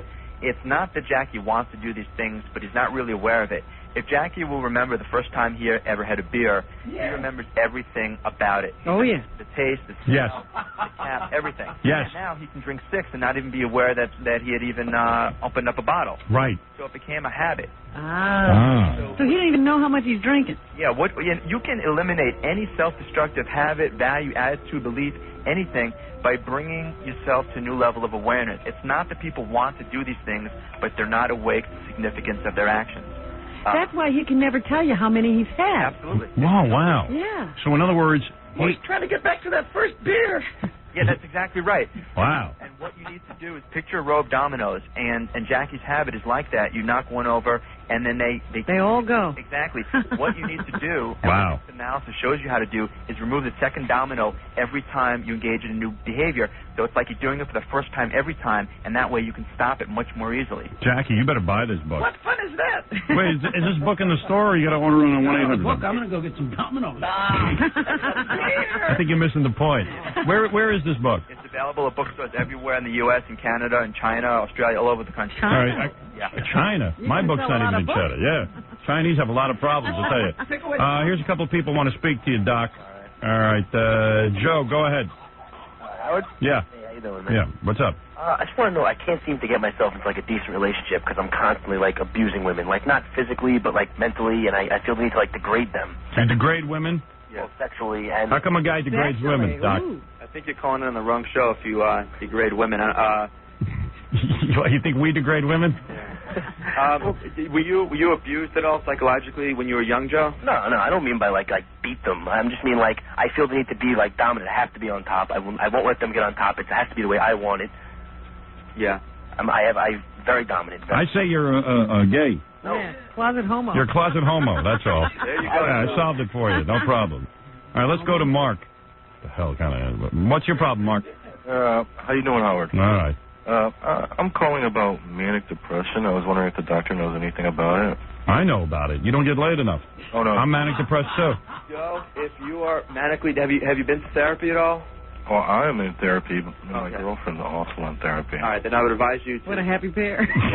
What a charming couple. I'd like to have them at my party. I'm in depression, and my girlfriend's in depression. Yeah. Joe, I'm sorry, what is your name? Mark, let me try and help you with something real quickly. While traditional therapy, I'm sure, is going to do well for you in the long run, there are some things you can do right now. The reason why people get depressed and because they are unmotivated and lazy is because they don't have anything to feel passionate about. If you go into a job that you hate, you're in a relationship that you don't like, and everything around you basically sucks, there is no way you're going to feel good and feel excited. What you need to do is find something you're passionate about and move towards that, and you can't help but feel excited when you're moving towards something that you're looking forward to doing. you follow that at all, Robin? Yeah. I have a lot of... Get something you like. Get something you like in your life? Yeah. How are you going to do that? That's the tough part. You're missing the point. You don't even need to get something. Let's take an example. Let's say you wanted to lose 50 pounds. You join the gym. Now, all you did is sign a bunch of papers, yet you're in a great mood. Right. Because you've moved in the direction you want to go in. Right. All that's necessary is for him to pick an objective that he wants to move in, and then each day move in that direction, and you will feel fantastic. You don't have to get there to feel good. That's good advice. I kind of like that. Baby step. Yeah, that's pretty good. I like that. What's the matter, Mark? Do you know anything about bipolar depression? Dude, I can't solve every Yeah, problem. that's not an instant analysis. Yeah, go to a situation. shrink, you maniac. Bipolar depression. Bipolar depression. You know what? You go to Biafra where they have nothing to eat. Don't have any of You it. never see any bipolar depression. Chris, go ahead. This guy's a complete liar. Why? He's a complete fraud. Why? Let me tell you why. His twin brother, okay? Yeah. This is the guy that gave him all this information. Where'd you get your Ph.D.? I got a question for you, Doc. Doc, why is this guy claiming this? You got a twin brother? Do you have a... Uh-oh, cat got your tongue? Hello? Doc? David? We must have lost him. Oh, where is he? Pick up chapter 12 about lying. Well, hold on a second. Let me see Hold this. on, we're going to get him back, Howard. We think you might have accidentally hung up on him. Oh, great. Do you think it was my fault? I might have hung up on him. Hold on. It's my phone technique. Hey, Howard? Yeah. I just feel bad hearing you're getting duped by this guy. Why is he duped? He's giving some good advice. He's back, Howard. Okay, hi. Hi, David. Sorry, I hung up on you. That's all right. My fault. What is this guy saying? Why is he duping us? He's doing good. I just hate hearing that you're getting duped, Howard. Why am I getting duped? On the phone and all the things that you're saying about your challenges and your actually the word challenge is what David would like to use. David, what is this guy? Do you know this guy? I don't. I don't. He's saying you have a twin brother and you got all your information from your twin brother? Say that again? You got a twin brother? Yeah. And you got all your information from him? Who is this? Chris. I do not know a Chris. But That's all right. You don't need to know. Let me ask you a question, though, Doc, because I'm having some problems figuring this one out. Where did you get your Ph.D.? California University. California University. How many years were you there? And 4.5. And I'll tell you something. I'm a certified hypnotherapist, Chris. So if I'm going to make you do some things on the phone here. Oh, really? I can just call up your brother and Howard. get that done, though. Yeah, what's this guy talking about? I do not know, sir. Is your brother in the Let me same... ask you a question, then. What? Okay. Well, sir, how do you What even is your know him? beef? What is your beef? What's my beef? Let's say... My beef, very simply, is this guy is a compulsive liar, okay, and it runs in his family. How come his brother's being sued for $75 million by the government? What? Answer the question. I can't answer that question. David, can you? I can't, Howard. Is it the truth, though? You know, he raised an interesting point, though, which I'm glad he called. Yes. Is that it's talking about anger. You'll often get people calling up on your show talking about, they haven't even listened to the show, and they say, this and that about it. People that are angry like this, they need something to attach their passions to. They need something to feel excited about. Right. And what these people do is what is his need here? Well, there's a void in his life. And My need is to expose you and your brother because you're all liars. But you don't think this guy's giving good advice? Actually, you know what? I was listening to him on the telephone in my car, and he didn't give good advice at all. It was ridiculous. Why? How can you evaluate his advice? What is your expertise? You know what? Ask me a question, because I learned from him also. Did you have a dealing with the doctor that you don't like him? No, not at all. Matter of fact, we never really met one-on-one. So why you got such a hard-on for him? I'm involved with that third party. Oh, you're involved with the... First of all, the questions that you were asking him, why did I lose my keys? It's just why would you want to know that stuff? Because there are people who chronically lose their keys and they're like angry at you knew my themselves. problems, you'd ask. You listen to his advice and take it or don't. Yeah, either you take it or you don't take his advice. Why are you screaming? You know what? I would and take his advice if it was his, but it's not his. The information he got was from his brother. His brother can't publicize that book because if he did, he would lose all the money because he's getting sued by the federal government. Ask him that. Is it the truth? Ask him. Amazing. Is that true, David? Not to my knowledge. Not to your knowledge. I spent 4 years writing the book. I certainly know that it's my material. Is your brother being sued by the government? Let me ask you a question then. I got a great question. This will show up everything. All right. If this guy was studying for 4 years. Yeah. Let's say he didn't study at all. To bank enough money to buy a 500 SL. What? But let me ask you something. You know, Howard. Yeah. Clearly, he sounds like he's someone that used to work with my brother, knows my brother, and he's off on a little tangent here. So I think we just need to. I think he's being exposed. Well, I don't know that he exposed anything. Exposed. I don't know David Lieberman, but his advice seemed pretty sound, dude. Go to the bookstore, get instant analysis, read it. If you still have a problem with it, I'd offer you free sessions. How's that? To call you if I can call the guy who wrote the book. All right. Well, I can see we're not going to settle this here. We're not going to sell it here whatsoever, buddy. All right. Howard, thanks a lot. See you. All right, Chris. All right, there it. Wow. Well, talk about someone that needs the book. That's amazing. That was pretty hefty. Everybody's got a whole story going. Here's the nice little, nice little situation interview going on, and all hell breaks loose. Anybody can write a book. Speaking with Jackie, I've got yours. It's great. Yeah. Very funny. Did it help you? I don't know if it's helped too many people, but. Hey, Joe. Yeah, how you doing, Howard? What's your problem? I have bad OCD. Obsessive compulsive disorder. I suffered from it for many years, but I was lucky. I got away from it. Yeah, Do you think that this can be instantly cured? That can't be instantly cured, can it, Doc? Although I kind of instantly cured it. Yeah, you did. There are some interesting things you can do. There are some great short-term behavioral and cognitive therapies that are really working well with OCD. What works best is a combination of pharmacological therapies, medicines, as well as behavioral therapy. If he goes to a short-term therapist, that would probably benefit him greatly. I talk a little bit about it in the book, but it is something that's very, very pervading. I just take a bunch of ludes and go to Scores. That's all. That's what he's saying. All right, one last call. Anthony, go ahead. Short-term therapy Howard. and Yeah. Hey, first off, I just want to say I think your show is great. It's awesome. I'm listening to it down here in Fort Myers. Yeah. Another thing is losing your keys is stupid and finding them. I think you just go ahead and smoke a joint and everything will be all right. There you go. This guy says he makes himself happy by smoking a joint. Yeah, that'll make you perfectly happy. Forgive me. And you won't have to lose your keys. There's a guy writing a different book. All right, listen. The book is called... Marijuana is the answer to everything. Yeah. The book is called... Jackie would agree with that last guy. That's right. He laughed a lot. The book is called Instant Analysis. Dr. David Lieberman is the author. I don't know, man. I think he made a lot of good points. Yeah. I'm glad. Thanks for having me on, guys. Yeah, and you can get this book in the bookstores and probably, read it. And Hey, if you got some of those problems, save yourself some money and solve them easily. do you think your problem is helped now that you're not going to lose your keys? Well, I'm going to read that chapter in the book, and Yeah. maybe I'll stop losing my keys. But I'm telling you, I even have to have locks changed and all kinds of stuff because I lose them so much. See, when you find them, you make yourself I lose happy. my credit cards. I lose everything. You Yeah. know that. I lose bank cards. I lose everything. Would you call that absent-minded, Doc? It could be, but Robin's not old enough to have any type of onset of dementia. I think I was born demented. It runs in the family. All right, thanks. Dr. David Lieberman, everybody. Thanks. Thank you, Howard. All right, man. Dr. David Lieberman, man. That's pretty cool. We were going pretty good there till that guy called in. I've never heard of anything like that. $75 million. And you didn't write the book. You didn't write the book. How would he know if he wrote the book? I don't know. He says, I don't know you, but you didn't write the book. It's pretty wild. We got Sternak happening. You cannot call into this show and not have something like that happen. I was just thinking of the guy from Leonard Skinner last week. Yeah. That was amazing. Guy called in to say, hey, I survived a plane crash. After I survived the plane crash, I got shot at by a farmer. I was in the band Leonard Skinner. The band was taken away from me. 2 seconds later, a guy calls him and says, "Didn't you abuse your kids?" Weren't you on child abuse charges? 2 seconds later, man. 2 goddamn seconds later. I could never do an interview. I gotta say, this guy calls it, "Hey, I wrote a nice book. I figured it'd be kind of interesting to find out why we do all the dumb things we do." Yeah. 2 seconds later, you didn't write the book. Your brother's being sued for $75 million. Talk about your twin brother. Where'd you go to school? You're a You didn't go to fraud. college, you got too good a car. You know, the guy. Yeah, where'd you get that 500 SL? Really? God damn, this show is weird. The guy from Leonard Skinner called me the next day. Yeah. And I thought he was going to be all bummed out, and he apologized to me for not being more forthcoming. Really? Should have told you everything up front. Yeah. Yeah. On this show, you got to come clean. That's right. You might as well not try to hide it. Don't come in here. You got some skeletons. It ain't gonna work. Oh, dude, man, this. Every day is a shocker. Yeah. The audience is now as angry as you. Right.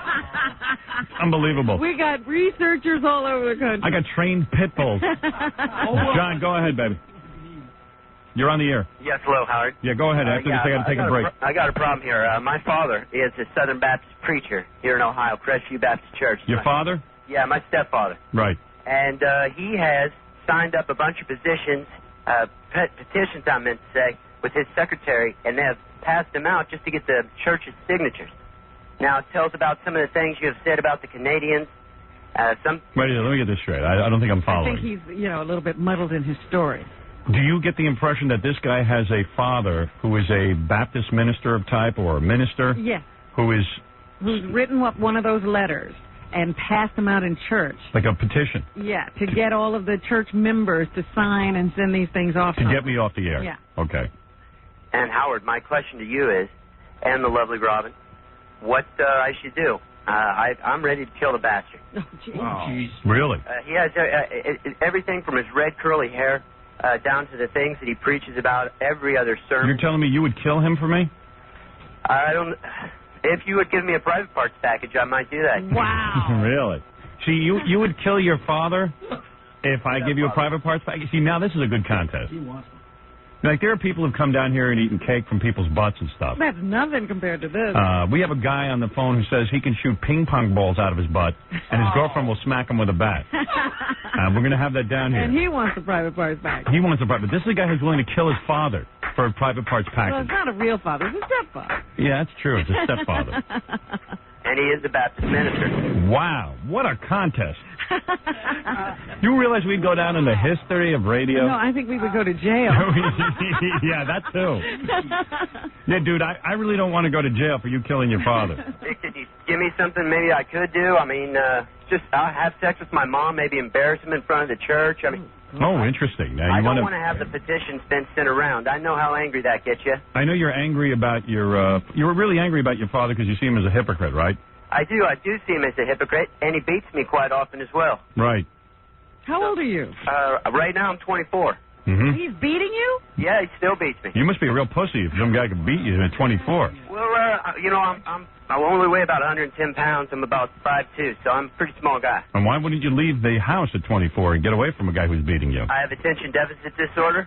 Right. And it really causes me to have panic attacks, and I'm afraid to leave. And I see. to be quite honest with you, we live on a farm. Right. And, I just need to get the money and get the hell out of here. Right. Now, how would you kill your father for the private parts package? Well, I'm a little afraid of blood, so I went out and bought the pill book. Yes. And I was just looking at different pill concoctions that I could mix up and maybe slip in one. Slip him a lethal cocktail. Right. While I sit in the corner and smoke a joint. Right. Well, listen, as you know, there are people I would like to see eliminated from the planet. But I'm not a man of violence. I'm not going to encourage anybody to kill anybody. Is it violent to use pills? Maybe. Well, that actually is the nicest way to go. In all seriousness, though, if you want to embarrass your father and call him out on this, I think you ought to get up in the middle of one of his sermons and, say that what he's doing is wrong, that he's a hypocrite. What's wrong with doing that? Well, I'll do it. I mean, speech is the way to attack him, not just say there's already regulation of Howard Stern. You have a dial on your radio. You can change the station. Say a true religious man isn't sitting and worrying about what I think. A true religious man is plotting the downfall of another person. right. I'll paint myself up to look like Marilyn Manson and just pop right up there and say it. Well, they're not going to let you speak. They're not going to let you near the church. I'll do anything to win a Private Parts package. And why don't you tell the congregation that for such a man of peace, he's always beating you?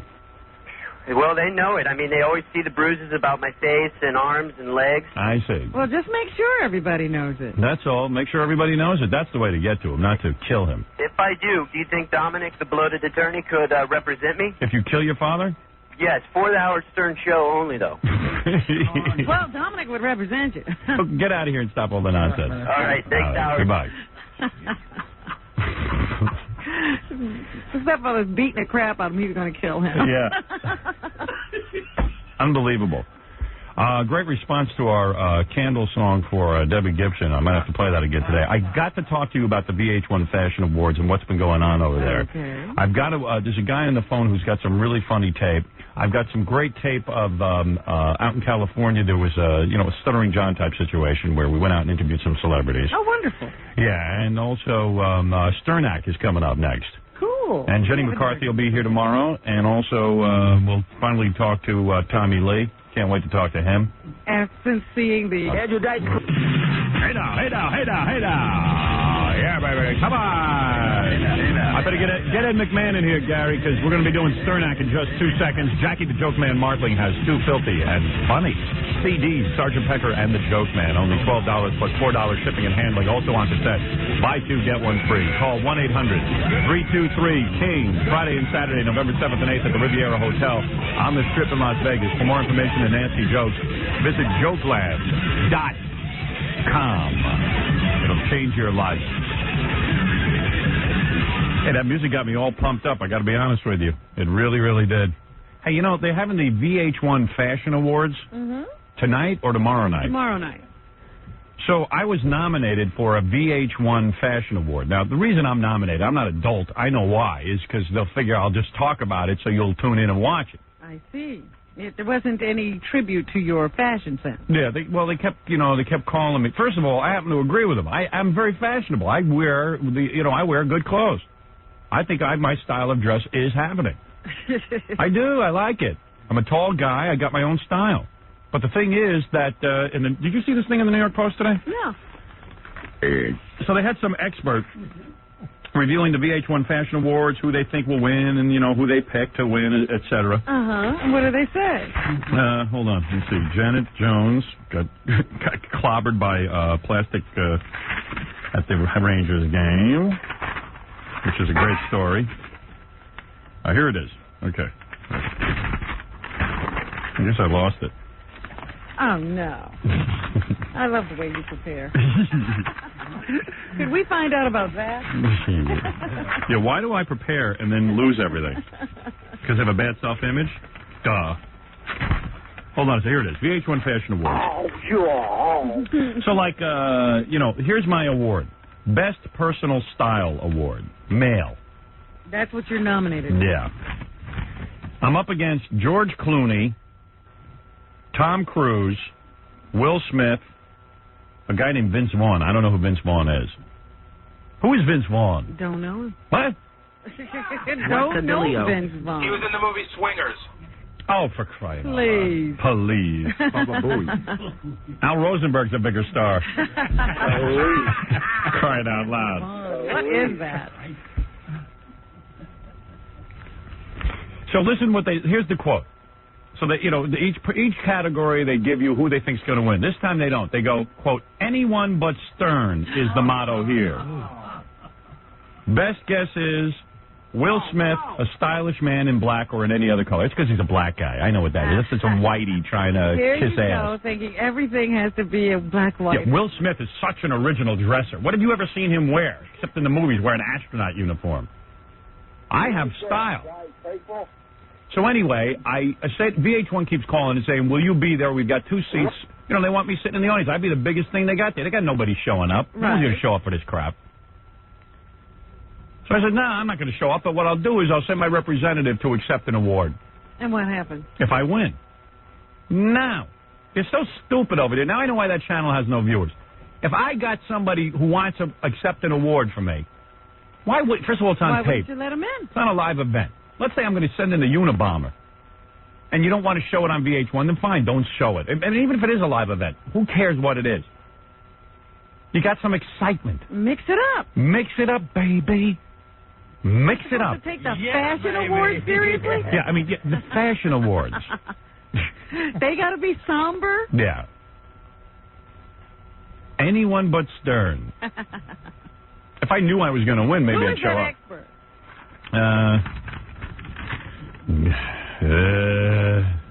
What? Who said anyone? Now you're going to make me read this crap? Stern? All right, let's see. The nominations were after last year was hosted by blah, blah, blah, blah, blah. Sounds like it's just the reporter who wrote the article, so who's byline? Yeah, Julie Hines. Who the hell is she? To make this comment on you. Probably some cow. Let's see here. Best New Designer, Women's Wear Designer of the Year, Best Personal Style Female. Who they got? Carolyn Bessette, that's John Kennedy Jr.'s wife. Oh. Cameron Diaz. Police. Courtney Love. Oh, please. Nicole Kidman and Kate Moss. They say Kennedy's wife is going to get it. She has the power to turn what she wears into must-haves. And in fashion, baby, what sells wins. Yeah, baby. Yeah, baby. Is anybody watching this woman as she crumbles every time they take her picture? I mean, they should put her in a straitjacket. Woman can't even stand up when someone takes her picture, for crying out loud. It's the biggest part of her day is getting a picture taken. You don't see me crumbling. Look at me. I'm under a lot more pressure. Look at what people write about. I got the Canadian government after me. I got the United States government after me, and I'm sure France will be coming after me pretty soon. Yeah, baby. And I'm ready, baby. Yeah. Oh, my God. Ed McMahon is even fatter than I remember. All right, listen, it's time for me to put on my hat, Robin. It's time to become Sternak. 1 second. Let me put it on. Well, could you put it on the front way? Oh, it's not on right? You are correct, sir. I don't believe that this will stay on. I don't think so. Because they used to have it taped to my headphones. They never do this properly. No, they don't, Robin. Now you got to sit there balancing it. It'll fall off in 2 seconds. I mean, that's crazy. This is crazy, baby. All right, do I have music or something? Sure do. I mean, am I going to be introduced by Ed? I have an intro here, oh great one. Looks like he ate a cow.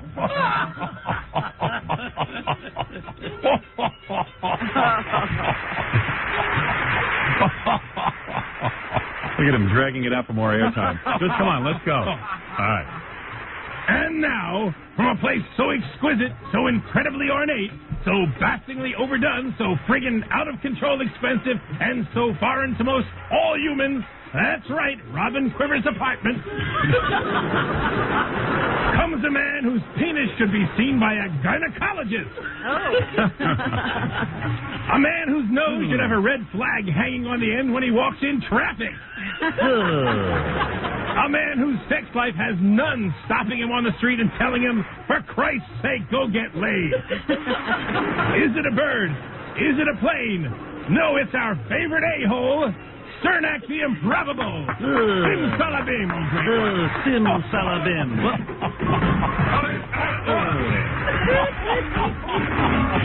I just tripped over my step, Robin. Again? I hold in my hand the first envelope. The first envelope. You will now do what? What? People don't know what Sternak does. Who says that, Ed? Ed, do your part. Sternak will now give us the answer, open the envelope, and read us the question.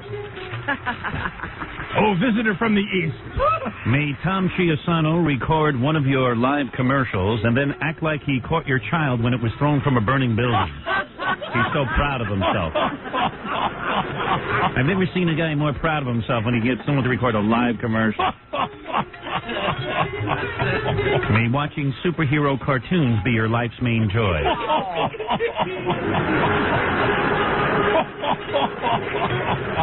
May your food be delivered every morning during your radio show by a balding nincompoop. All right. The first envelope. First envelope. Potholes. Pothole. Pothole. First envelope is pothole.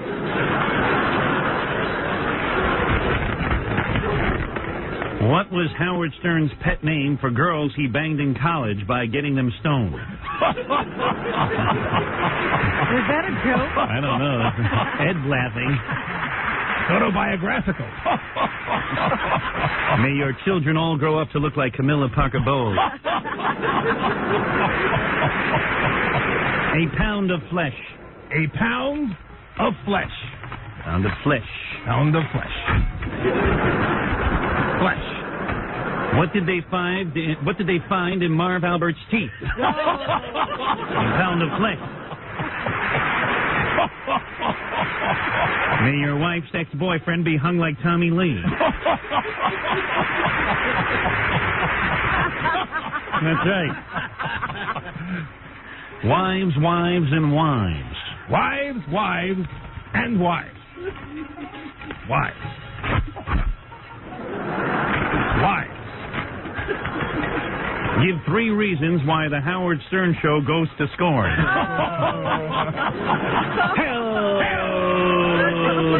Didn't tell me more great one. May you get a liver transplant from Jackie the Joke Man Martin. Hail. Hail. Hail. Make room for Daddy. Make room for Daddy. Make room for Daddy. Make room for Daddy. Room for Daddy. Making room for Daddy. What did one of young Robin Quiver's thighs say to the other? Hail! Hail! Hail! No such thing as ever said by anybody's thigh.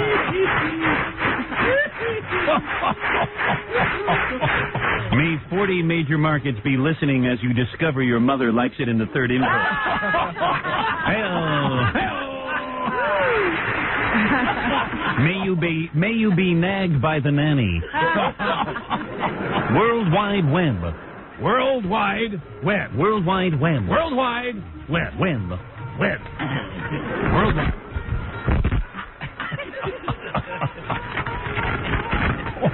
What would a spider have to make to cover Oprah's entire ass? Hail!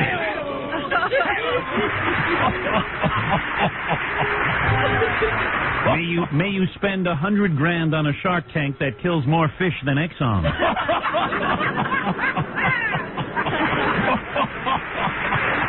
Denver, Colorado. Denver. Denver, Colorado. Denver, Colorado. Colorado. Denver, Colorado. Denver, Colorado. Name an unmissed folk singer and an unimportant state.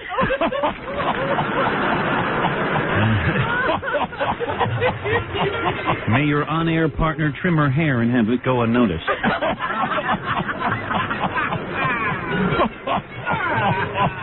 KK Kmart. KK Kmart. That's right, KK Kmart. That's right, KK Kmart. Kmart. Where will Stuttering John work after he's fired from the Howard Stern Show?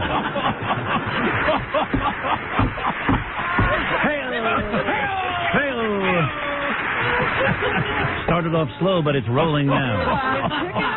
It's picking up steam. May a penis expert examine you and refer you to a vagina expert.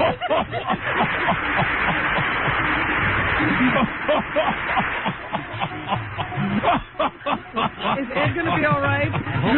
He loves kissing my ass. It's the besto visitor from the east. May your head writer smell like garlic and puke on his better days.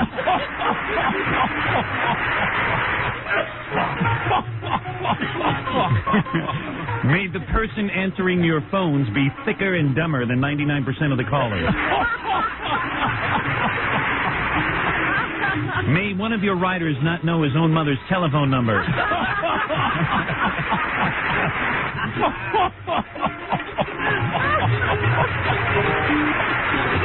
Meals on wheels. Meals on wheels. Meals on Meals wheels. on wheels. Timing. What do cannibals call Christopher Reeve? Meals on wheels. Meals on wheels. May Mike Ganji have anything to do with your broadcast?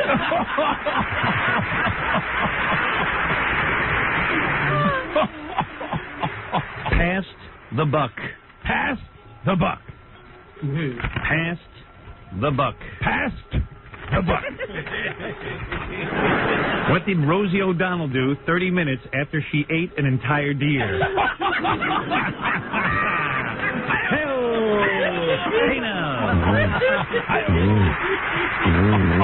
May your co-hostess learn fellatio from tapes purchased at her local video store. I hold in my hand the last envelope. The last envelope. Sim Salabim. 7 days in Tibet. 7 days in Tibet.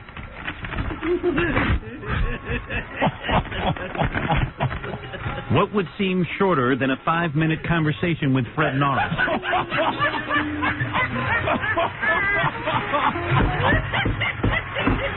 F. Johnny Carson. May you ever do this stupid bit again. Sim Salabim. Thank you, Ed. Thank you. May Ed win a fashion award over you. Wow. Are you leaving us over? Yes, I'm leaving. Bye. Goodbye.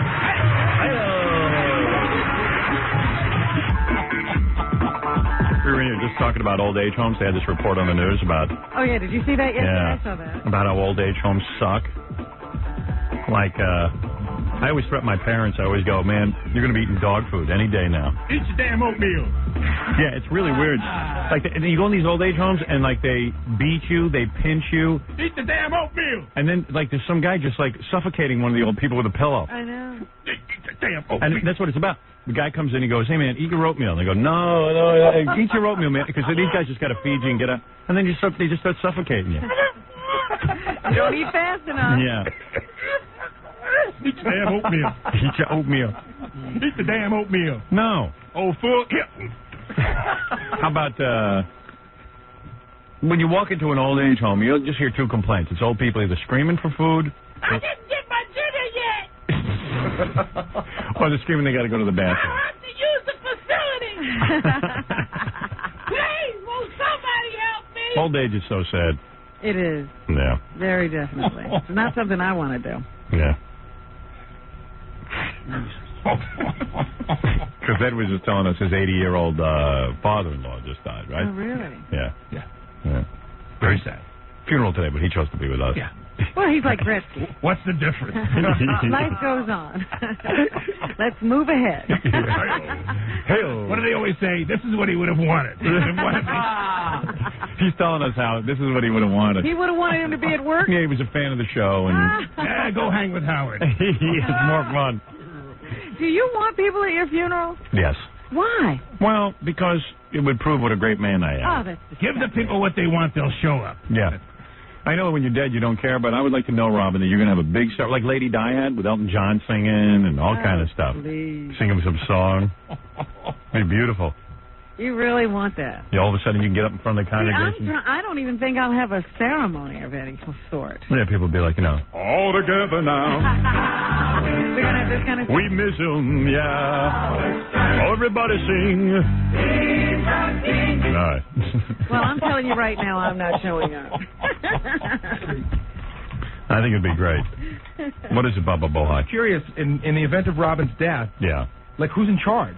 Who's in charge? Yeah, like Me, who decides as what? usual. No, but Robin's gone and she doesn't really talk to her family anymore. Right. And like who decides what gets done with Robin? I don't know. Not me. She'll be late. I don't, unless you specify in your will. I mean, do you have a will that She has a will. What we do No, with I you? don't. You don't have a will? I really should do one. You should, just so like they know what to do with the body. I sometimes think of all the people who'd have to fight over me, and that's what I would enjoy. No, but you know what the thing is?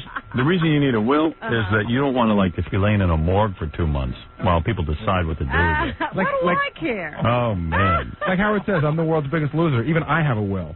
It's Well, you not got done. kids. They've Yeah, been exactly. telling We're not me leaving to put anything. together a will for years. I just don't want to do it. Can you imagine Baba Booey's will? Like, what does he have? Besides where... Do you have any savings? Of course. Oh, you do? Yeah. Oh, I didn't realize. There's money in the house. Oh. And, have to decide what happens to my kids, where do they go? I'm sure he's got some very... They go to your wife. No, if something happens to both of us. Yeah. We both had a will. Yeah, when you have Don't kids... you always travel in separate cars? Where do I want to be buried? I'll take the Jeep, and my wife takes the Honda. Where in the house is the money? Where do I want to be buried? Yeah. Stuff. You have to do that stuff. But he surely has some very strong insurance policies, too. I do. Now, what is this? Pump? I'm trying to read my notes about what I wanted to talk to. Oh, straight. I know what that is. What? That's about what you. Oh, the pumpkin. Yeah. Oh, yeah, right. Yeah, that's what I was talking about. We get into these conversations. Did you see the Howard Stern pumpkin? Yes, I've been noticing it all morning. It's quite attractive. Yeah, some guy actually made a pumpkin, and he put my face on the front of it. It's pretty good. That's pretty cool. Yeah, it's a sterno-lantern. A sterno-lantern, one of a kind, of course.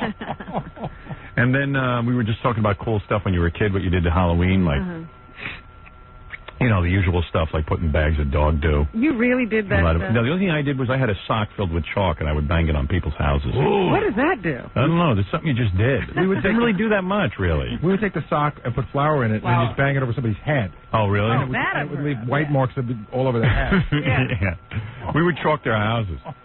I don't know why we did that. And then I never egged anybody's house because my old man used to get egged all the time. And he would just come out every year and he'd just be so distraught that the house was egged. Yeah. DePace said that he used to do something that involved somehow lighting people's lawns on fire. Really?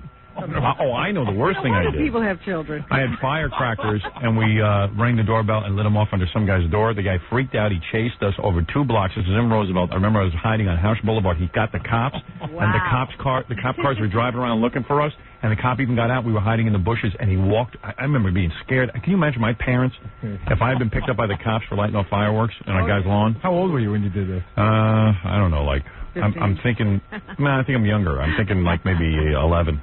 Really? 10. No, maybe a little older, 12. Yeah, that sounds like the shenanigans Yeah, 12. of the angry older boy. Yeah. Did Ben ever hit you? My father ever hit me. I don't remember him hitting me, but he must have. Like, would he have hit you if the cops brought you home when you were 11?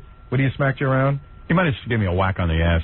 My mother hit me a lot. Yeah, mine too. That was She had a big metal stick and would whack me. My mom would beat the crap out of me. Yeah. My dad once chased me with his fist. I asked if I could see a psychiatrist, and he said, "Wait, here's your psychiatrist." And he chased me with his fist, and then ran into. Yeah, that was it. Nothing. I don't think he ever beat me. He just yelled at me and told me I was stupid. So he wasn't that bad. So he never actually took the. He took you to the woodshed. No, nothing like that. My mom would hit me a lot. Because I always thought that was weird too when guys would, their father would make them take down their pants. Yeah, that's gay. Whack them. Yeah, I'm glad my dad didn't do that. One thing my dad isn't is gay. Something gay about not being happy till your kid's butt is crimson. Right. What is the Gorilla? Well, it got so out of control in my neighborhood that the eggs and the shaving cream wasn't good enough anymore. Right. The guys would go around in a van. Everybody would get a fire extinguisher, open it up. Everybody go to the bathroom, the fire extinguisher, and then they drive around. When they see a bunch of people, they pull up in the van, with urine? open the door, and just spray everybody. Wow, with urine? Yeah. Wow. Whatever garbage they would just throw in there. What did you do, Ganji? That was the same big one in my neighborhood with fire extinguishers. Where'd you guys grow up?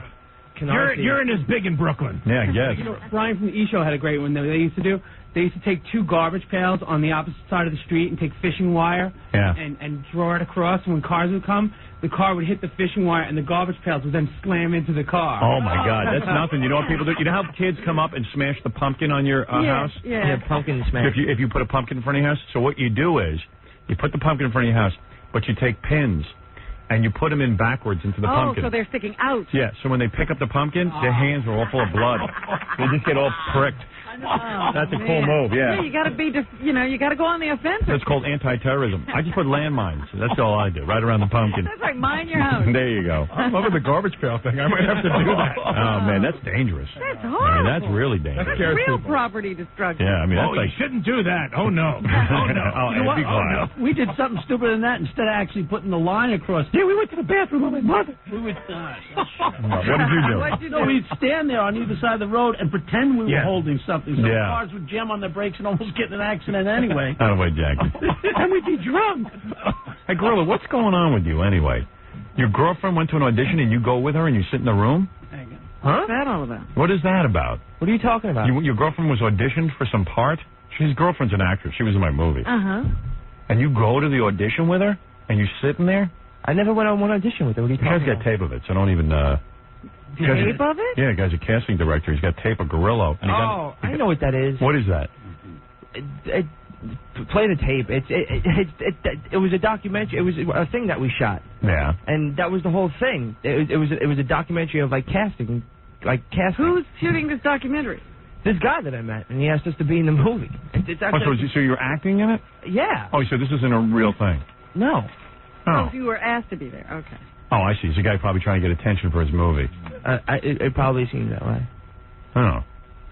Right, because some guys on the phone, you see a tape of Gorilla going into some casting session, and Gorilla got mad that they didn't pay enough attention to his girlfriend, and he started yelling at the casting Now, were you director. acting for the... Yes, I was acting. Oh, you were acting.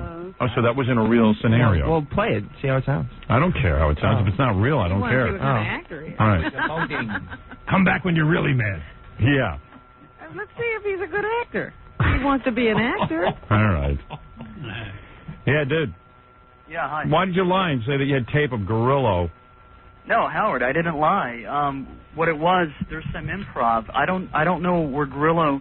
I don't know if Gorillo knew that he was stepping over bounds because he was playing along with somebody. He thought he was acting with somebody. He was talking trash, and he almost got into a fight. From the other guy's end, it was real. From Bobby's end, yeah. Do you follow any of this? I don't understand Gorilla, and I don't understand that. Gorilla thought he was acting. The other guy Gorilla didn't know thought he was acting. The other guy was getting pissed off at Gorilla. Gorilla didn't know in the room who was a part of it and who wasn't. You see what I'm saying? You know what? This is getting too complicated. It's probably too confusing to even understand the tape. I don't even think All I know is Gorilla thinks he's acting, but he's telling off some guy, and the guy is getting really pissed off at him. The guy's 6'2". Do you know anything? Gorilla, can you clarify? The whole thing was the guy said he was shooting some type of like... You know what? I'm going to skip There's this. a guy and a guy and a And a guy. guy and a guy and a guy. You know what? I don't even care about your thoughts. Cool, no problem. We sent the Gorillo out, though, to interview. I just hung up on him. It's getting too weird. I never know what he's up to out there. The problem is there's too many not too bright people running I know, running around. Video cameras. I know, doing stuff. I never know what he's up to. I worry about him. I worry about me, too, believe me. Gorilla did go up and confront Alec Baldwin the other night. Where was this? Great. It was in front of NYU just opened a new film center for their school. Yeah, this is pretty funny. Him and Spike Lee were there. Him and Spike Lee. It was at the Zenda. New York Film Center. I was at the film center. The film center. I was at the Zenda. I was at the center. Scorsese was supposed to be there. I don't know Him if he and was there. Spike but not Lee. And the Zenda. The Zenda. What's a Zenda? You know, the place is in the middle of something. The Zenda. A Zenda? The Zenda. All right, so anyway, here's Gorillo with Alec Baldwin, so everyone can hear it. What's going on? Do you think Lady Di should have beat up the paparazzi like you did? Nice to see you. So when will you be trading Kim for a younger girl?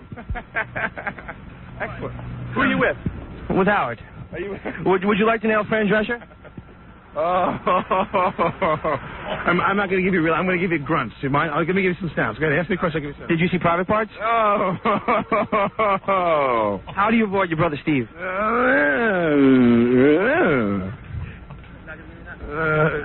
Howard has a problem. You can't avoid your brother Steve. He wants to know how to do it.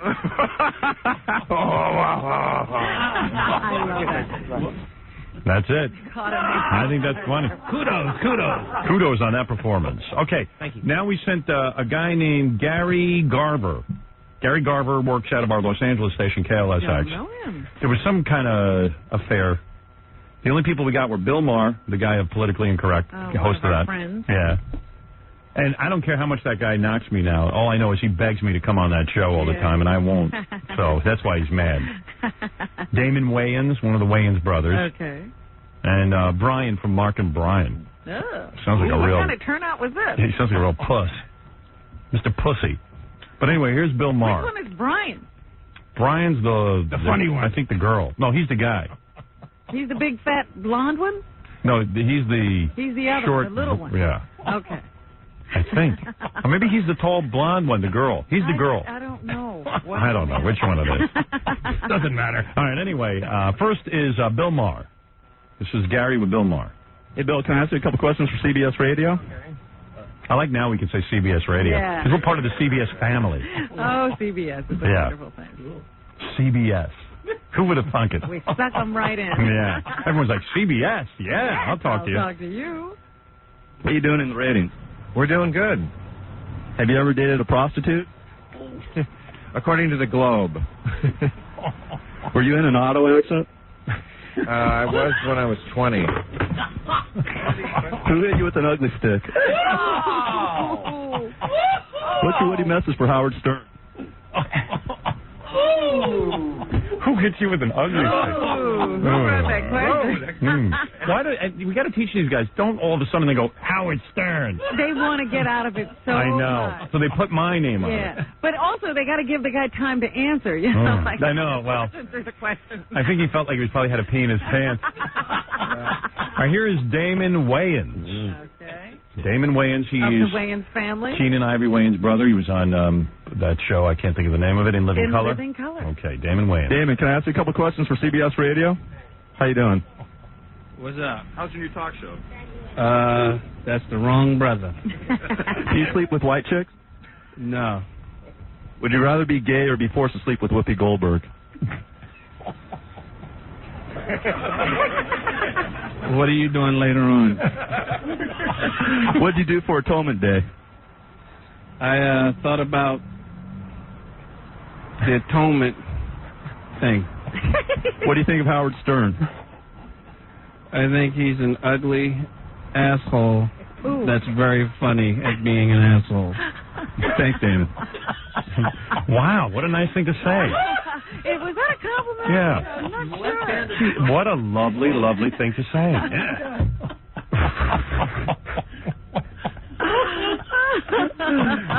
I'm ugly, but I'm funny. You're good at Yeah, right.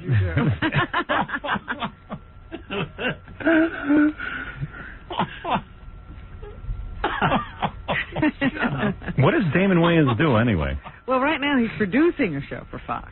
Oh, what, do those guys only work for Fox? Bunch of bad Who else? movies, and then he decided to produce a dramatic show. He just got yanked, didn't he?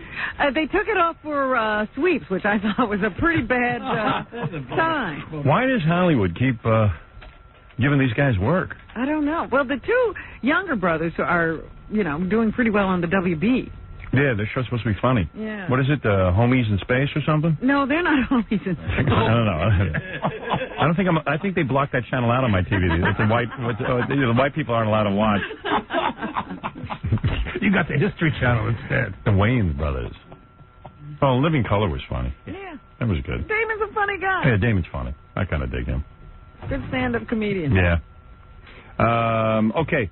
So, Brian, I'm not sure which one this is. This is, by the way, for those of you... You can tell by the voice. Yeah. I tell you something. I'm always joking that those guys are effeminate, but wait till you hear the voice. You got to listen real carefully. That's what I said. They could both be women. I think this must be the tall blonde one, because he seems more like a woman to me. He's more effeminate. Yeah. Mark and Brian, we compete with them in Los Angeles. Well, the competition's over. They're pretty much at the bottom. Radio in Los Angeles. Yeah, they're on the radio, but they don't really compete, and they don't really want to compete. They just shut their mouths. Somehow Mark and Brian were supposed to be there, and he's whining. He doesn't want to be interviewed and stuff. And oh, yeah. Well, why should he talk? And then, I don't know, he just sounds like a real baby. How you doing, man? How's it going? I'm with CBS Radio. Could I ask you a couple questions? No? Why not, man? Come on. Come on, Brian. I heard, my friend told me you're cool. Can't you answer a couple questions? Come on, man. Are they not going to let you guys in? They're not letting us in. They said you won't let us in. Oh, is that what they said? Yeah. Is that the truth? Hey, I just wanted to... Just walking around, man. Let me enjoy this. Who's the pitcher and the catcher? Let me enjoy this, man. All right. I just want to know who's the pitcher, who's the catcher. Can't you tell me that? Why won't you guys let us in? I mean, I don't even want to ask you guys any questions. It won't even bother you. I don't want to... It's got nothing to do with it. Leave me alone. You understand what I'm saying? I have nothing to do with it. Leave me alone. I have nothing to do with it. Leave me alone. Don't you understand? Matter with you? Can't you stay on the set? Leave me alone. Can't you just let me enjoy this? Enjoy what? How can you enjoy anything with Bill Maher? No. Stop it. I'm trying to have a good night. Look, I'm starting to break out. Why'd they say we couldn't be in there? No idea. Ask them. I don't know. That's why Howard kicks your ass.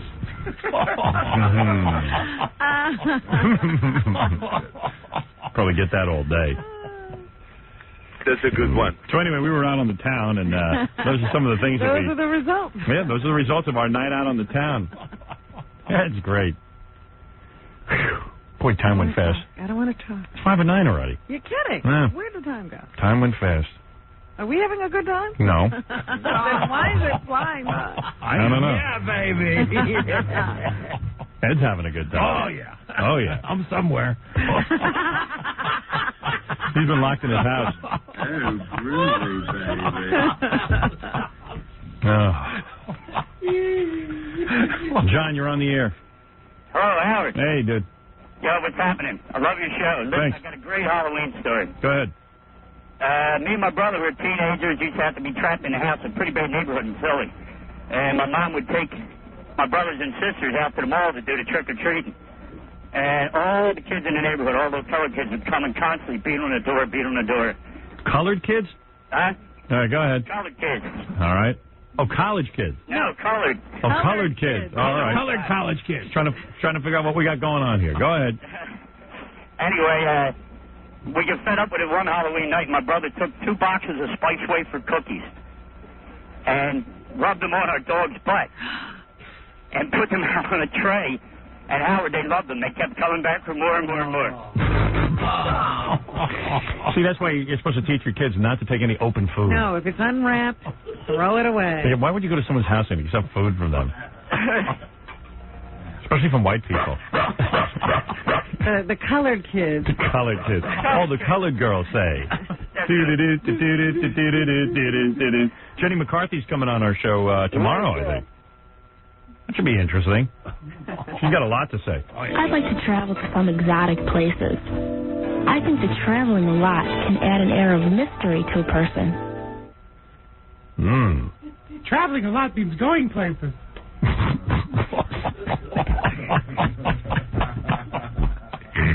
I like to have a job because then I have someplace to go and they give me money. Let's say the obvious.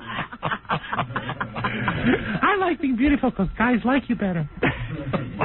People think that just because I'm from the south side of Chicago, I talk like this. Just ask the Bears and the Bulls. It's just not true. I've done them all. I definitely have a romantic spirit. I like a man that has a romantic spirit, too. A soulmate. Al Rosenberg has a romantic spirit. Yeah, there's plenty of guys with a romantic spirit. I bet no matter what in the world is going on, you both know you're meant to be together. What have you been? I dress every day because I'm supposed to. Sometimes it's cold out and clothes come in handy.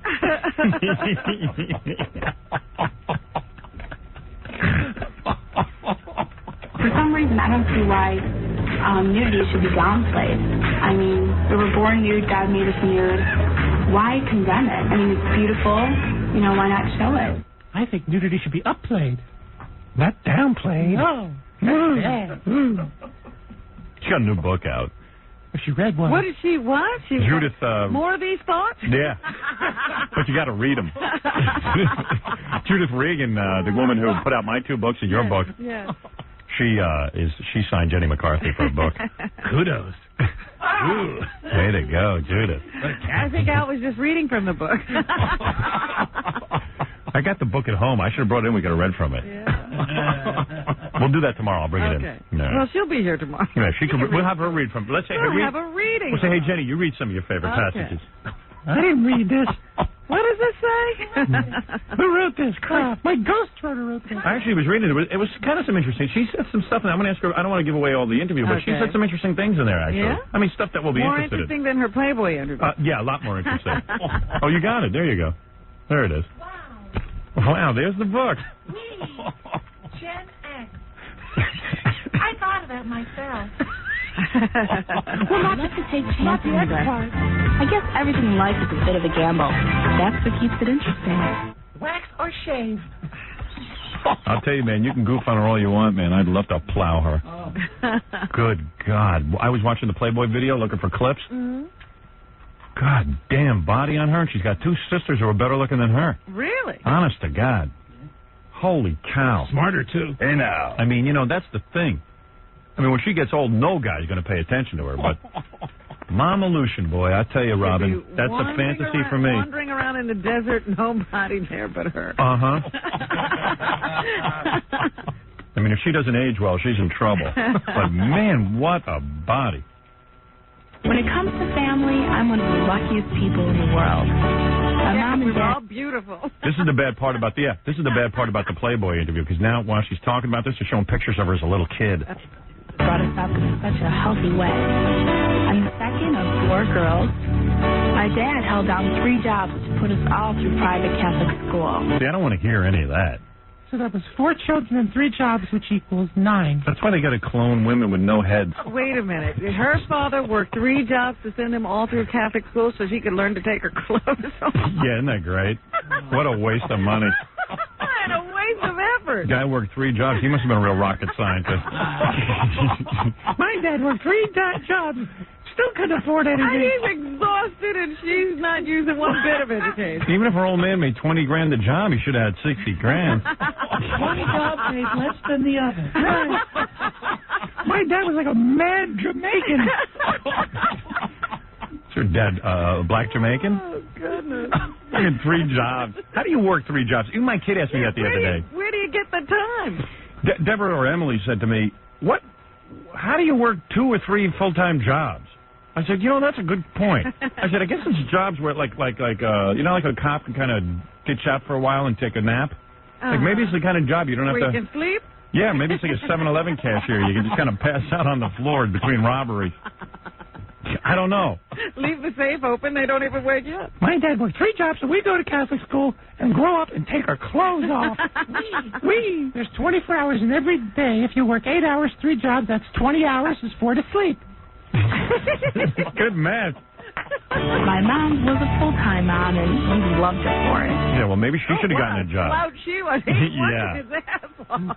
Poor And bastard. She sits at home. My mom was the older woman in the family. Now his daughter's naked, and he's like, Jesus Christ, I could have sent her to public school. Save myself a load. That's right, and been home to watch TV. But, we got to think of questions for Jenny McCarthy. First question is what she's doing for her father, because, she should be giving him some money. Okay. The guy worked 3 jobs. And we got to find out just what those 3 jobs were, and I fit them in. Yeah. Someone writing this down? Seriously. Jackie, you got the pen. Write it down, really. We got to know what the 3 jobs were. Didn't he feel kind of dumb putting her to Catholic school and then she ended up taking her clothes off? Yeah, does he feel that was wasted effort? Yeah, I mean, really, how much brains do you need to be nude? I feel like such a moron. Save all that money. She's just going to be a stripper. Spent all that money on goddamn nuns teaching my kid. I'm working in the grocery mart till 4 o'clock in the morning, and she's showing the patootie.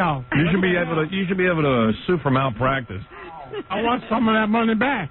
Our sisters and I were quite a handful. Oh, I bet. Very much alike, And that's before implants. 2 handfuls. but also very different. Whatever the case, one of us was always in trouble. Usually me. Yeah. The good thing is we all looked out for each other, and I'm sure we always will. High and delicious. Where did they get that music? I know. Ding, ding, ding. My dad wrote that. It was his 4th job.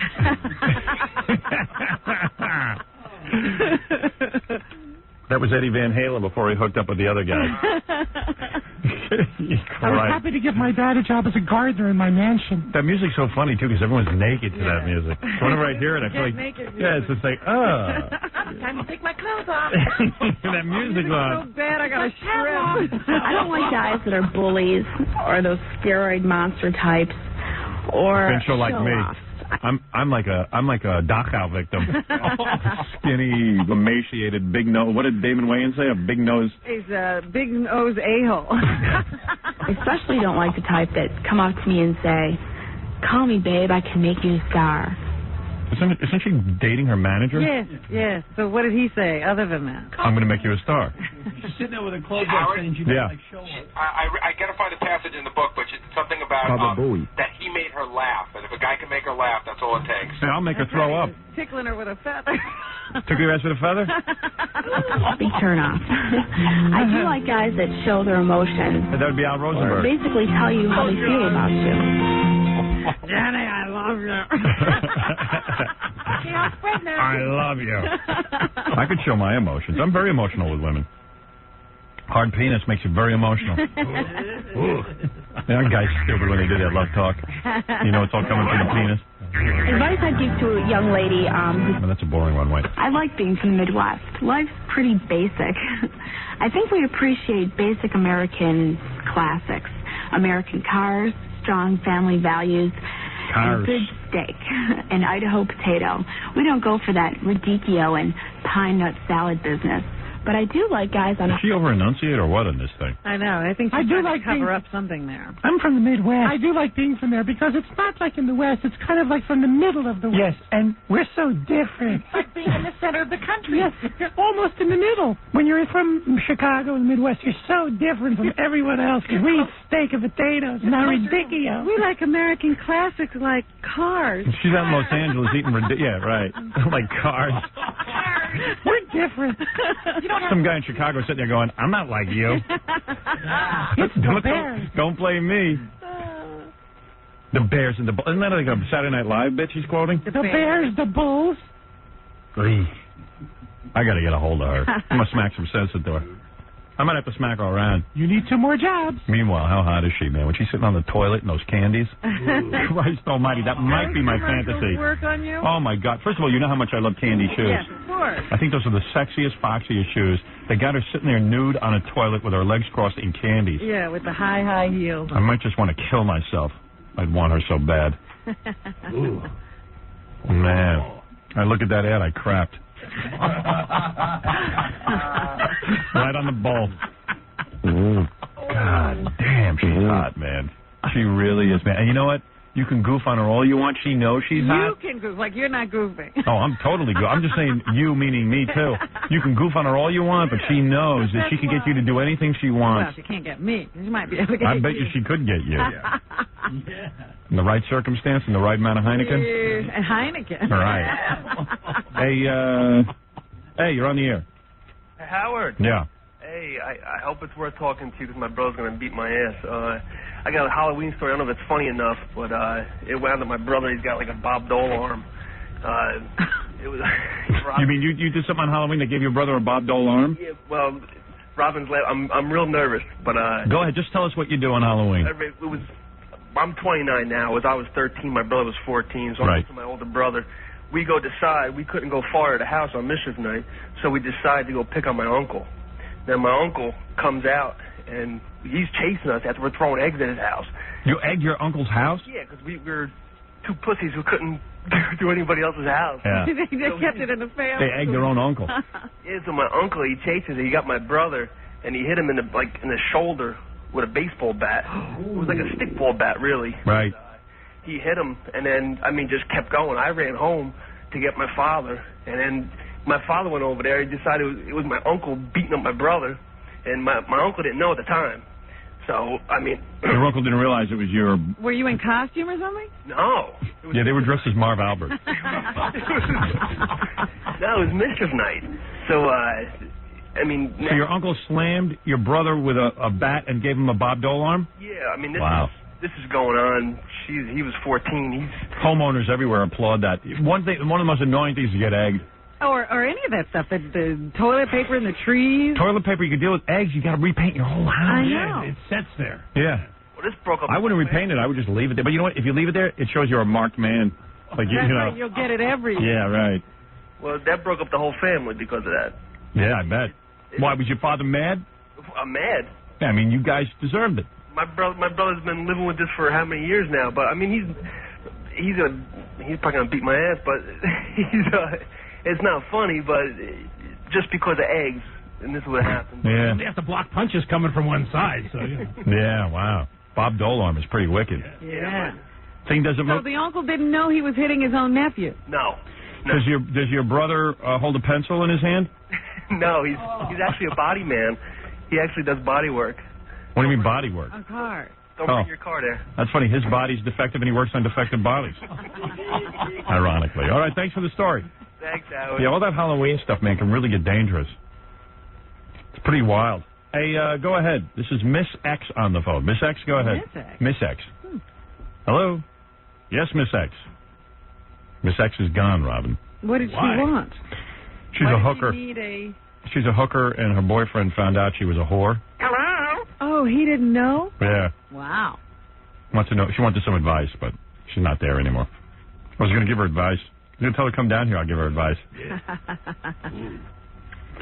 He found out. What advice does she need now? I don't know. I think her boyfriend was Bill Maher. Just kidding. Sal.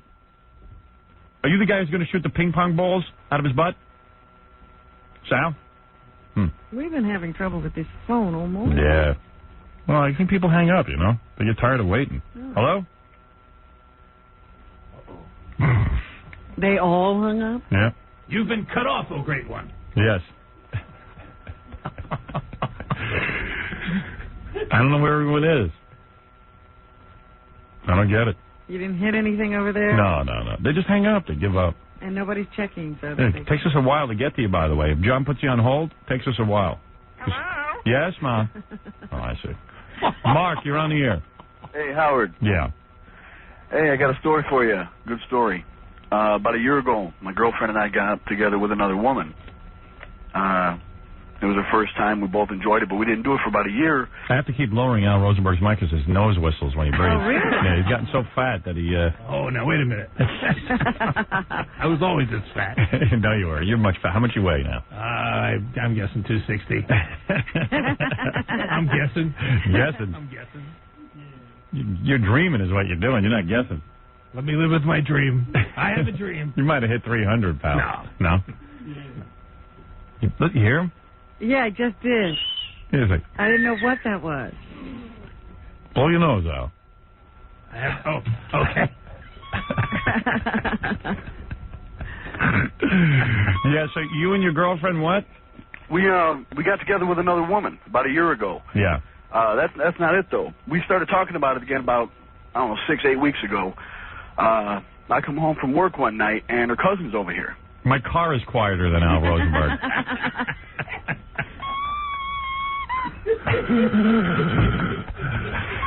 At least you know he's still alive. No.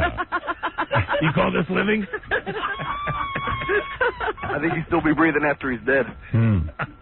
Yeah, I don't know. Is this a long story? Because I got to take a break, and I got to get You to were news. with your wife and your cousin, or Yeah. your girlfriend and her cousin? Yeah. Is that what he said? Yeah. Oh, okay. Congratulations. Do you feel like hearing the whole thing? No. Me neither. Nah. I got to take a break anyway. We got to do the Unless news. it's a brother and sister who have 4 children out of one. Yeah, I mean, big deal. He scored, I didn't. I wouldn't mind seeing it, but I don't want to hear about Yeah, it. and not only that, the guy tells a horrible story. You can see already. It's taken him an hour. All right, one last Halloween prank, and then we'll go to news. What is it, Rich? Hey, when I grew up in Connecticut, not too far from Fafafoe, Yeah. we used to pour gas and light it on the roads. We used to throw riot hand grenades in the middle of the roads. Wow. Where'd you get this stuff? And we used to put rocket engines and M80s and pumpkins. Wow. Kids are still around. Jesus. Yeah, well, get bored. Yeah, I mean, you got to be careful on Halloween. I don't even drive anywhere on Halloween. I know. You Those are just nuts. stay in. Lighting the goddamn road on fire. Hey, Howard, I got a question for you. Yeah. I used to be on Club MTV. Yeah. Now, do you know Camille, Sandy Buckhorn, and the girl who is dating and might be fiancée to Noah Wiley were all dancers on it? Well, I know Camille was, because we found Camille on... I was with Camille. Yeah. I mean, not personally like biblically, but, Right. Dancing. Oh, yeah. And I didn't know Sandy Von Buttcorn was on I didn't either. Club MTV. Yeah, she was a dancer. I used to dance with her. I got videotape of it. Yeah, she's hot, man. They always had hot chicks on Club MTV. I can never figure out why that show didn't catch on. Well, Noah Wiley's girlfriend. Who's Noah Wiley? The guy on ER. Oh, that guy. Yeah, I don't watch that show. Wow. I don't like to watch it just because everybody watches it. And it's no surprise that Noah Wiley's dating a girl who used to dance on MTV. Yeah, hey, dude, I'm famous, and I could get a girl who used to dance on MTV. Oh, yeah. You know what I mean? I'm not. I'm a personal trainer, and I can still get some other girls. Yeah, you're a good-looking guy. Either you're famous or a good-looking guy. You can get good-looking girls. This is true. You know? Yeah. I don't know. I'm home watching cartoons. I'm missing out on everything. All right, listen, I got to take a break. When we come back, we'll do the news for you. Yeah. Vagus Meisness. I got it, baby. Yeah. Vagus Meisness. Robin has vaginismus.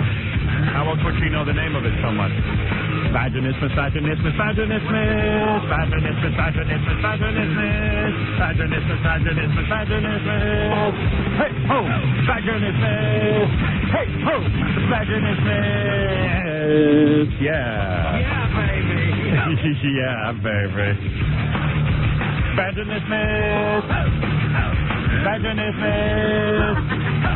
Vaginismus. Vaginismus. Yeah. Yeah, baby. Yeah, baby. Badger. Yeah, baby. Yeah, baby. All right. Yeah, baby. You gotta have that doctor learn how to pronounce medical words. How is it? Vaginismus. That's what he said, vaginismus. No, he said vaginismus, didn't he? Well, It's beginning to look a lot like vaginismus. you say nismus, I say niceness. Let's call the whole thing off.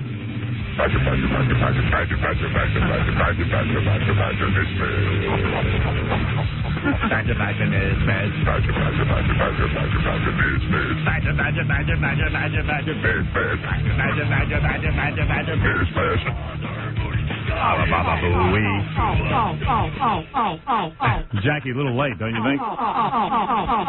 He woke up. Song's over. Right.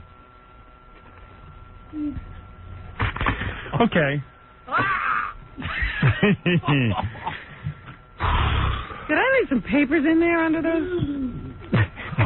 Right next to your keys over here. See, here I go. Right. Losing things again. No, you didn't leave any papers there. What did I do? Hey, okay, I'll start the news since you're looking for some papers. I found it. Okay. So this TV show, we're getting it sent to us by our Canadian radio station. Those guys are a little backward up there. It's taken them 2 days to get us this tape. I don't know. I never can understand that. You really got to use videotape it and FedEx. FedEx it. They got FedEx up in Canada. Happened 2 days ago, didn't it? I think it's coming by mule. Remember the Superman episode where the guy had a mule? Yeah. That's the one. Superman. So anyway, there's up in Canada, they say there's a show that started 60 Minutes, but I heard it was Australia that started 60 Minutes, but who knows? Who cares? Everybody's claiming responsibility. So the 60 Minutes of Canada did a big piece, a real negative, slanted piece on me. Really? Yeah, of course. I mean, what would you expect? I think they're smarter than that. Yeah. So, and then at the end of the piece, they go, if you think Howard Stern should be off the air, why don't you call our survey, 1-900. So, I mean, that's already They slanted. give you a completely slanted piece. Yeah. And then they say, well, if you want him off the air, give us a call. Yeah, I mean, talk about that. So, our program director, Pat Cardinale, or Cardinal, I don't know what the hell his name, Pat Cardinal, he got real pissed off and he went on the air with the following announcement. I want you to hear what's going on up in Canada. This is Q107 Program Director Pat Cardinal. Perhaps you saw the television show W5 Tuesday. Perhaps you saw the television show W5. You bet they will. Yeah. Evening on the CTV television network. Perhaps as well you noted their negatively slanted coverage about the Howard Stern phenomenon on Q107. At the end of their extremely biased report, they asked viewers to participate in a poll on whether or not Howard Stern should be banned from Canadian radio. For your information, the phone number to take part in that poll is 1-900-643-7711. First of all, you would never see 60 Minutes in America doing phone polls and charging people 90 cents a phone call. Kind of 60 Minutes is that? What a sham. First of all, it's a completely biased poll after you run a negative piece. Why don't you go out on the street and ask people? Before Yeah. you inform them of what you think. Before you do your slanted piece. Well, yeah, after you show somebody to be the Antichrist, of course you want them off the air. That's 1-900-643-7711. Call in and show your support for the Howard Stern Show on Q107. You should know there's a 99-cent charge to make the call, and yes, unfortunately, CTV will make money from this. Please note, too, that the line will be difficult to get through to. It's a national poll, even though Howard Stern is only heard on Q107 and in Montreal. If you'd rather contact W5 for free with your comments, their phone number is 416-595-4240. The fax number at W5 is 416-595-0781.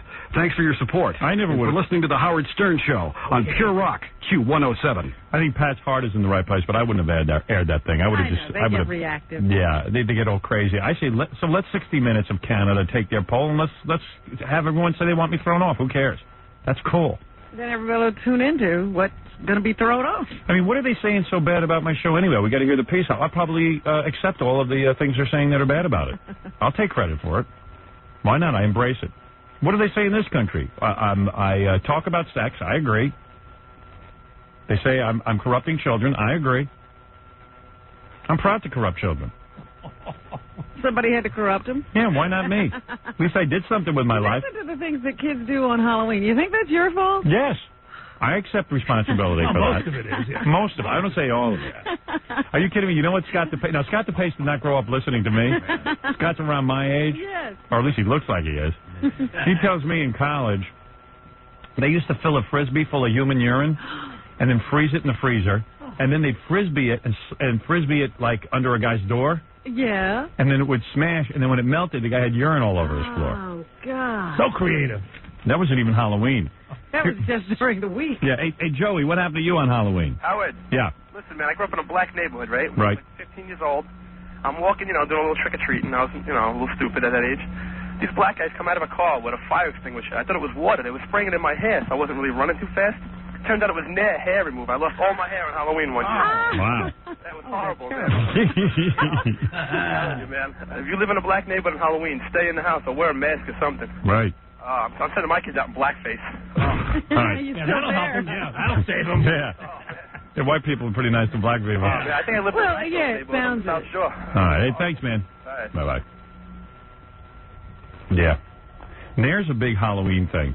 I had heard of that before. I always thought that was just like one of those rampant rumors. Yeah, we nared a guy's balls once. Oh. This guy we knew, this guy Steve, used to lay out on this deck naked and sun himself. So when he fell asleep, we nared his balls. And his whole private area. Doesn't that hurt? No, in fact, he woke up about a minute later and then just went in and washed it off, and the nair didn't even work. You're kidding. Yeah. Didn't work. It's got to be on for a while. That's why... You got to rub that in. Yeah, I wasn't rubbing it. I didn't want to do that. We just kind of sprayed it on top. Get your money.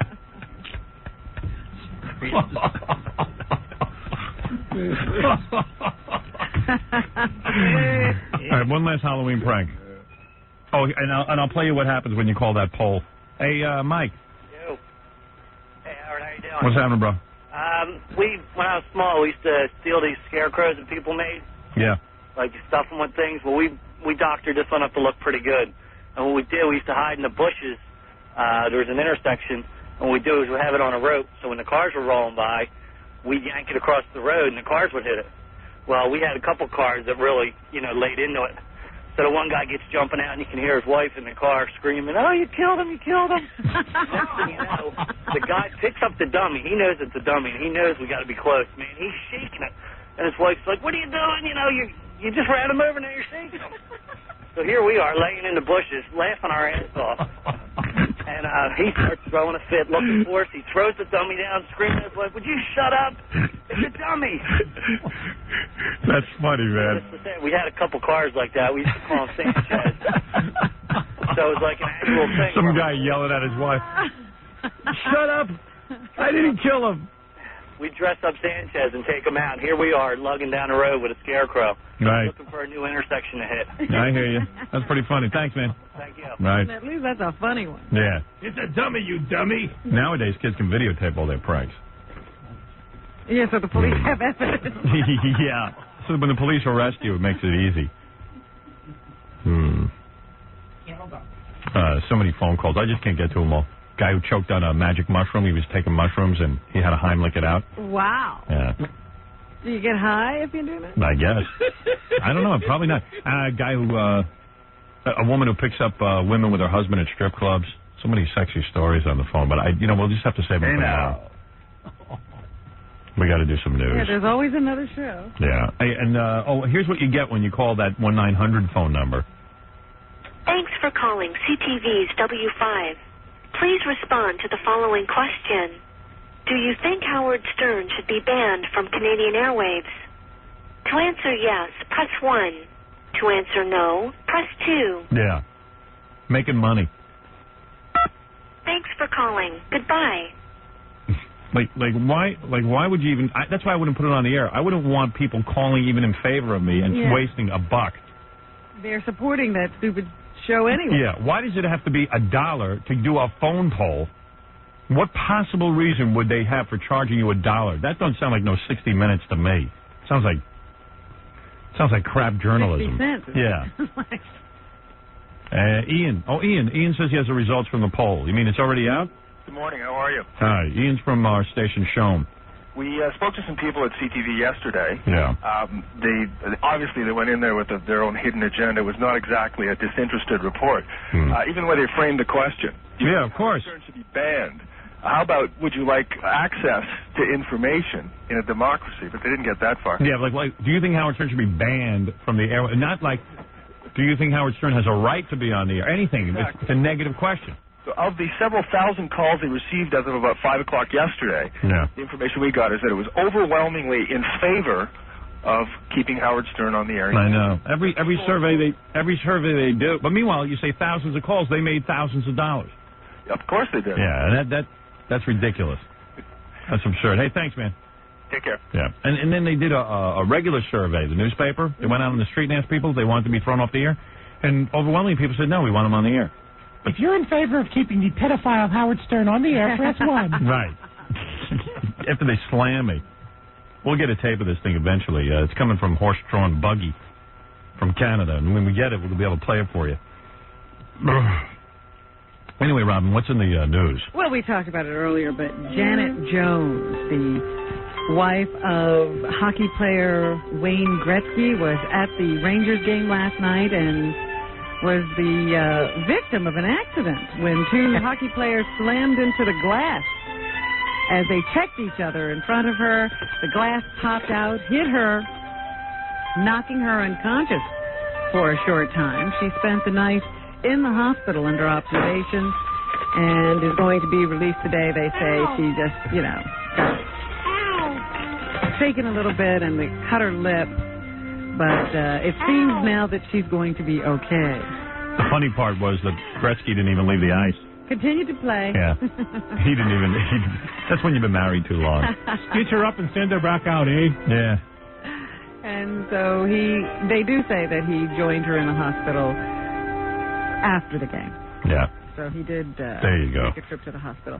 Meanwhile, someone who else is ill in show business, Howard, and nobody is paying attention. You don't think his wife's going to be pissed at him for not hopping on that ambulance? Oh, absolutely. Come on. Well, you're taking me for granted. That's the question he's going to be asked forever now. I know. What was that about? Well, she didn't look that bad. There was a little blood dripping out of her mouth. Yeah. Do you want to see the video of it? Sure. I'm watching it now. It's pretty amazing. Wayne's just sitting there with this really blank look on his face. I know. It's like, Wayne, get on the ambulance with your wife, at least for public appearance. If you're sick of her, Hey, walk it off. I hope she don't lose her teeth. No, I hope she does.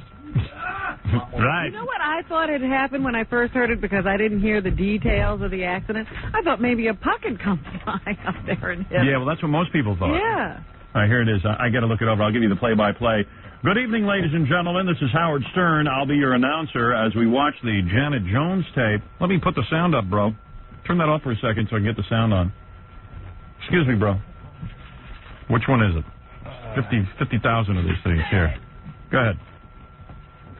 Anybody want to bet on the game? All right, here it comes. Here we go. Come up right here on the right. You'll see it in a second. She too. Right there. I didn't see the glass. Yeah, the glass started to come out from the bottom. It was hard to see. Nice save. Now watch what happens here. Now, wow. Everyone gathered. How come I can't hear the announcer? I don't know why. She may be, from what we've been told, she may be injured on the play. What are the odds of Wayne Gretzky's, like there's tons of glass around, Wayne Gretzky's wife is the one that gets slammed. There he is. No, Gretzky doesn't know at that point. That's why he's sitting there looking all goofy. She's been hit by the glass. Oh, wow. Hey, she's hot. Even in her repose. Good thing I wasn't there. I would have jumped on top of her. Get that doctor out of the way so we can see her better. She wants it. Wow, she's unconscious. Yeah. That's why I think you should be a little concerned. She was out cold. Yeah, I'm just surprised he didn't go to the hospital. Even if, like, you're sick of your wife, like, for appearance's sake. Oh, here they come. Now they're they come telling over him. to tell him. And he's like, oh, please. He doesn't look all that upset. Big deal. I'm coming on for a power play. Look at that face. He's like, why does she have to come to the game? Stay home with the kids. I didn't tell her to come. Ready to go. A frightening moment. We ought to get the audio fixed on this VCR. Yeah, what? Is that all there is? I got the gain all the way up. Can you raise the volume on this thing? No. Gretzky? No? We've just been told in our headset that she may have just regained consciousness. Gretzky's not really doing much. The security guard is more concerned. Yeah, well, she's like laying on. He hasn't had her yet. Gretzky's had her 50,000 times. Where's Gretzky at this point? Is he in there? Right there, number 99. Oh. He's checking out the scene. I think everyone is well aware. Yeah, he should have definitely hopped on the ambulance. Even if he doesn't feel like doing it, you do it just to look good.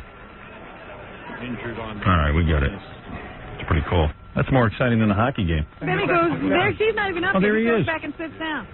She's not even off the floor yet. He's sitting there drinking water. And what is that thing where he splatters water all over his face? She's away. Yeah, what is that? He doesn't even... Does he have teeth? I got some of her blood on me. I have to wash it off. He's dripping water. He can't swallow the water? I don't know. He just keeps shooting it all over his face. And running it down his shirt. Dr. Nissenson leaning over, trying to help out. Jim Ramsey, the medical trainer for the Rangers, is there. That is a weird thing, man. She's not up, isn't it? No, he goes away. It's like, hey, maybe I'll be single. I could start dating. That's what it looks like, anyway. He should have definitely hopped on the ambulance. Because since you went for your record, you want to look kind of cool? I've seen guys hurt worse than that. That a lot of the new arenas have. At this point, they have no idea how bad Right. I know what Gretzky's saying. He's going, I told this girl 1,000,000 times, stay home. I don't need her coming to my job. They're going to show it now, Howard. Yeah, let's see. You'll see a better angle of it. There it is. Bam. Ooh, wow. Wow. The whole glass popped out. Yeah, it must have just fell right on her. Gretzky probably. Never mind. The NHL's having this big meeting tonight because the glass is supposed to disintegrate. Yeah. And it didn't. It didn't at all. Oh, is that right? Yeah, it's supposed to Look disintegrate. at it. It just came out full. Oh, yeah, look at that. Yeah. Wow. Hit her right in the head. El Kabongder. You can understand why. Why would you have glass there anyway? Yeah, I mean, you never know how you're going to react in situations like this, but, you got to start thinking PR, you know? Yeah, but this is a bad reaction. Yeah. This is one of the world's worst reactions to your wife getting hit. You should stand by her side and get in the car with her. Of all the reactions I've seen, this is about the worst you could do. He went right back out on the ice? Yeah. Wow. So my broker says to put the money in a 401k, but I figure... You want me to fast forward?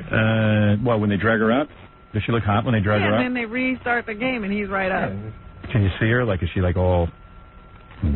She's not naked. Is she wearing a skirt? Can you see up her skirt? There's the glass that'll be... Look at that. Wow, the whole thing popped It's not out. even broken yet. I'll put it back in. Exactly. Yeah, they put it right back in. Oh, what a wacky game this Yeah. And then that's the game. And Gretzky plays. Uh-huh. Gretzky's on the ice? Yeah. Well, then they carried her back in and put her in her chair again. Wow, that's too wild. Gretzky's on the ice. I don't know if he's on the ice right now, but the game started. He did start playing again. All right, I got it. See if we can get that audio fixed. Blossom, I'm so proud of you. What's the wait? That's Blossom. No, wait. Don't turn this off. It's Blossom. All right, get rid of that. Never got enough Hit Blossom. her in the head with a puck.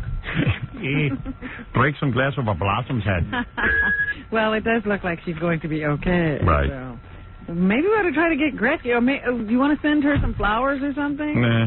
Because her poor husband doesn't say much. Send her some Windex. Hey, Gary, line up Great Gretzky for tomorrow. He's a pal of the show. Maybe he'll talk to us about that reaction. Yeah, I'm going to tell him, dude, bad PR move. Get on the ambulance with your wife. Bad marital move. Right. Oh, his wife's going to be pissed. Yeah, she's going to have his head, I think. But as I was saying before, there is another. Send her a Frisbee full of frozen pea. And she's got videotape, too. You just sat there, you lump. Yeah, she can look at it over and over. No, honey, I was right by your side the whole time, honey. I was right there. She's going to watch it over and over again, get it all filled with... all Yeah, over. yeah. Anyway, you were saying. There's another showbiz personality who Fred Norris? has had an accident. Very few people are paying attention. Nobody's reporting it. Let me think if I know this. Who is it? Lassie or somebody? It's something silly, isn't it? It's the guy who played the coroner in The Wizard of Oz. Oh, Mickey Dolenz? The Munchkin coroner. Isn't he in that?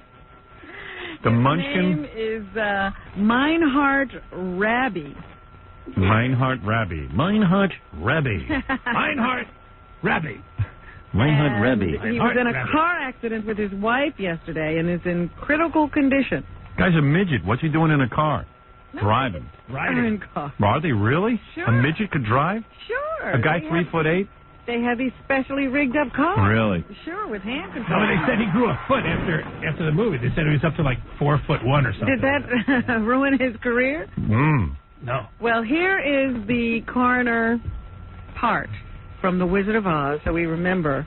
Wait a second. Meinhardt robbing. It's a good thing you got tape of this, because... He's really dead. He's not As coroner, That's him? You think he really sings like that, or they put it through a harmonizer? I don't know. It sounds like most of those midget voices, aren't they? Really? Coroner, I must. You're a Jewish priest when you're having a heart attack. Huh? Meinhardt Rabbi. So anyway, I think it's wrong that Hollywood is not paying attention to Meinhardt Rabbi. Meinhardt Rabbi. Meinhardt Rabbi. Meinhardt Rabbi. Meinhardt Rabbi. Loved and watched films of all time. You wonder, I thought most of the Munchkins were dead, but they're still kicking. Yeah, this 50-year-old guy, and you're cute in a movie because you're a little midget. God. No wonder all those guys drink. A lot of them do. Hank the Dwarf drinks. I don't know about this guy, Meinhardt Rabbi, but I'm sure... I don't know that he does or not. Last night... if I was Meinhardt Rabbi, I'd drink. That's all I'm saying. Maybe his voice has changed over the years. Yeah, I mean, come on. I mean, seriously, what a sucky life. He was in the car with his wife, and I wondered if she was a little person or if she was like a full-time... Would it be cool if she looked like Pamela Anderson? My man is Meinhardt Rabbi. See, that's a good trivia question. Meinhardt Rabbi. Yeah. And what is his character's name in Wizard of Oz? The coroner. Cute little flourish. Yeah. Weird shoes, curly shoes. And he had, his weird haircut where his hair flipped up. Guy probably was a graduate of Yale drama. My first break. Yes, this is a big break in show business. All I'm saying is, if I was a midget, absolutely nowhere. I would drink. I'm doing Death of a Salesman next.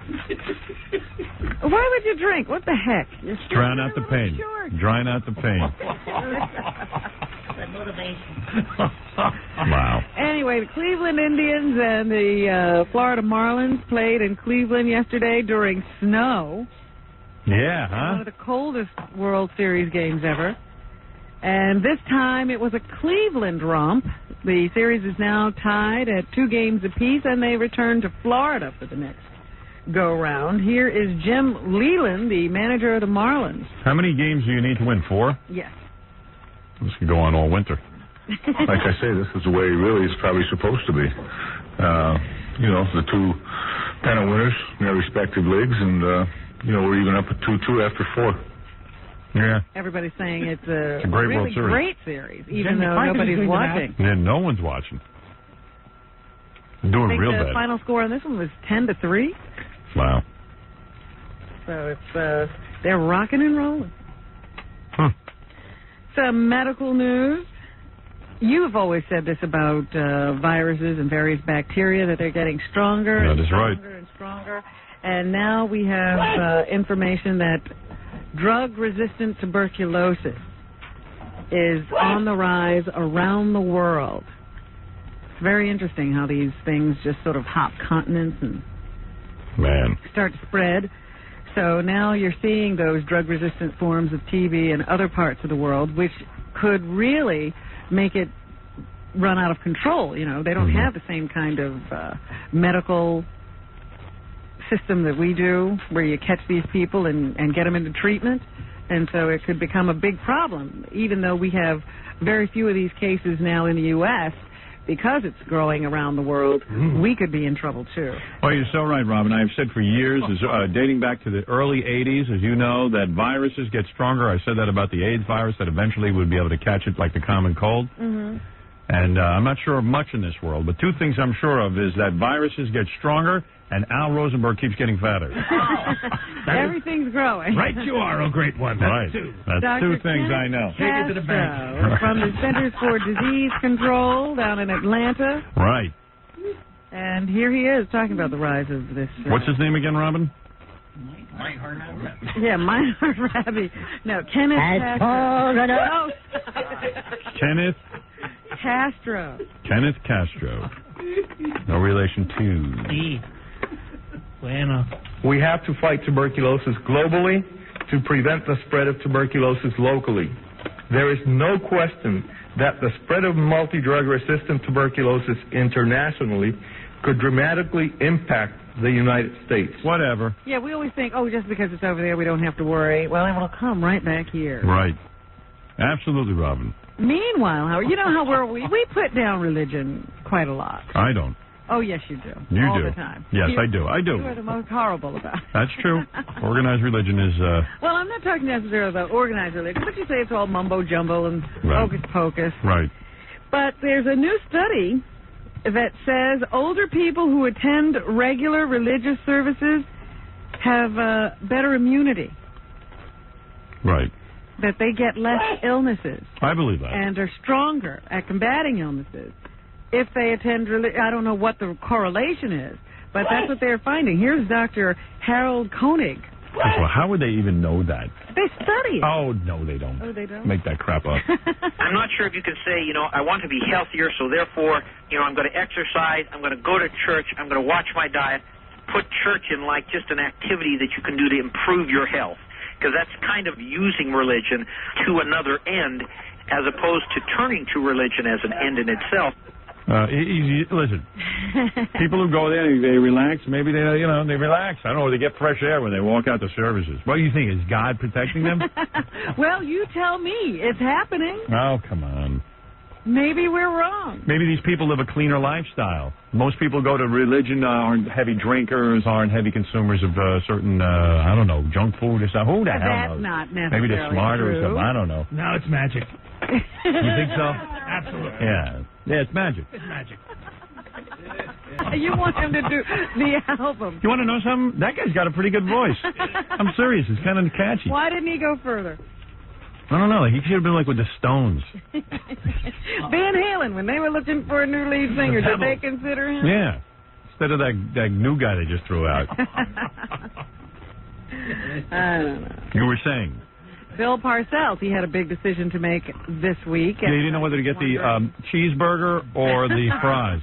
With or without bacon? Gee, I don't know. Yeah. The tuna had to decide who was going to be the starting quarterback. I hate that they called him tuna. I don't even know what it means. I think it's that. No. What is it? He was responding to someone insulting him. He says, "What am I, Charlie the Tuna?" Right. That's where his nickname I see. And he probably thought that would go away in a day, like Baba Booey. Because I see these headlines. The tuna says in the sports pages. So anyway, to stave off any internecine battles within the organization, Bill Parcells came out and made this announcement yesterday. See what it is. We're going to start Neil O'Donnell against Baltimore. They are. Players have been told that. The quarterbacks have been told that. No Foley? I told Glenn Foley to be ready to go. I think that's a good decision. That's the way it is. That's a great decision, as a matter of fact, because Foley had nothing to lose when he went in the last time. I'd be nervous about him on a regular basis. I think Parcells really knows what he's doing. Yeah, and now Neil O'Donnell knows that he better, be on top of his game because there's a guy waiting right there to get in. Right. You think that makes somebody better at their job? Yeah, Howard in this thinks case, Howard thinks that. Yeah. Well, who's in the wings for Gary? I got a guy. I got three guys. I'm waiting for Gary to just mess up.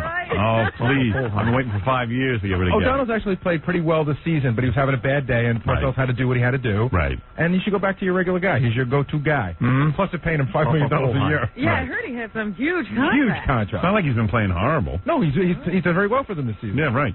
All right, you are. Let's take a look at the videotape. What a man. So now all the speculation is put to rest. It will be O'Donnell. When are they playing? Oh, not this Sunday. They have a bye week. Oh. Hey, Howard. He said 10 days to the game. If you ever get a chance, you should either listen to the post-game press conference, which is on the radio, or just watch Parcells. He is really the angriest guy. He's angry and arrogant. He really is. They win or they lose. Exactly. Like even just then, he goes, "That's who my quarterback is, and that's it." I know. He's a weird guy. He's a very unlikable guy. I know. Yesterday I saw him. He goes, "I know where these things go, And so I'm making this decision right now because it's not going there. Right. I'm like, where's it going?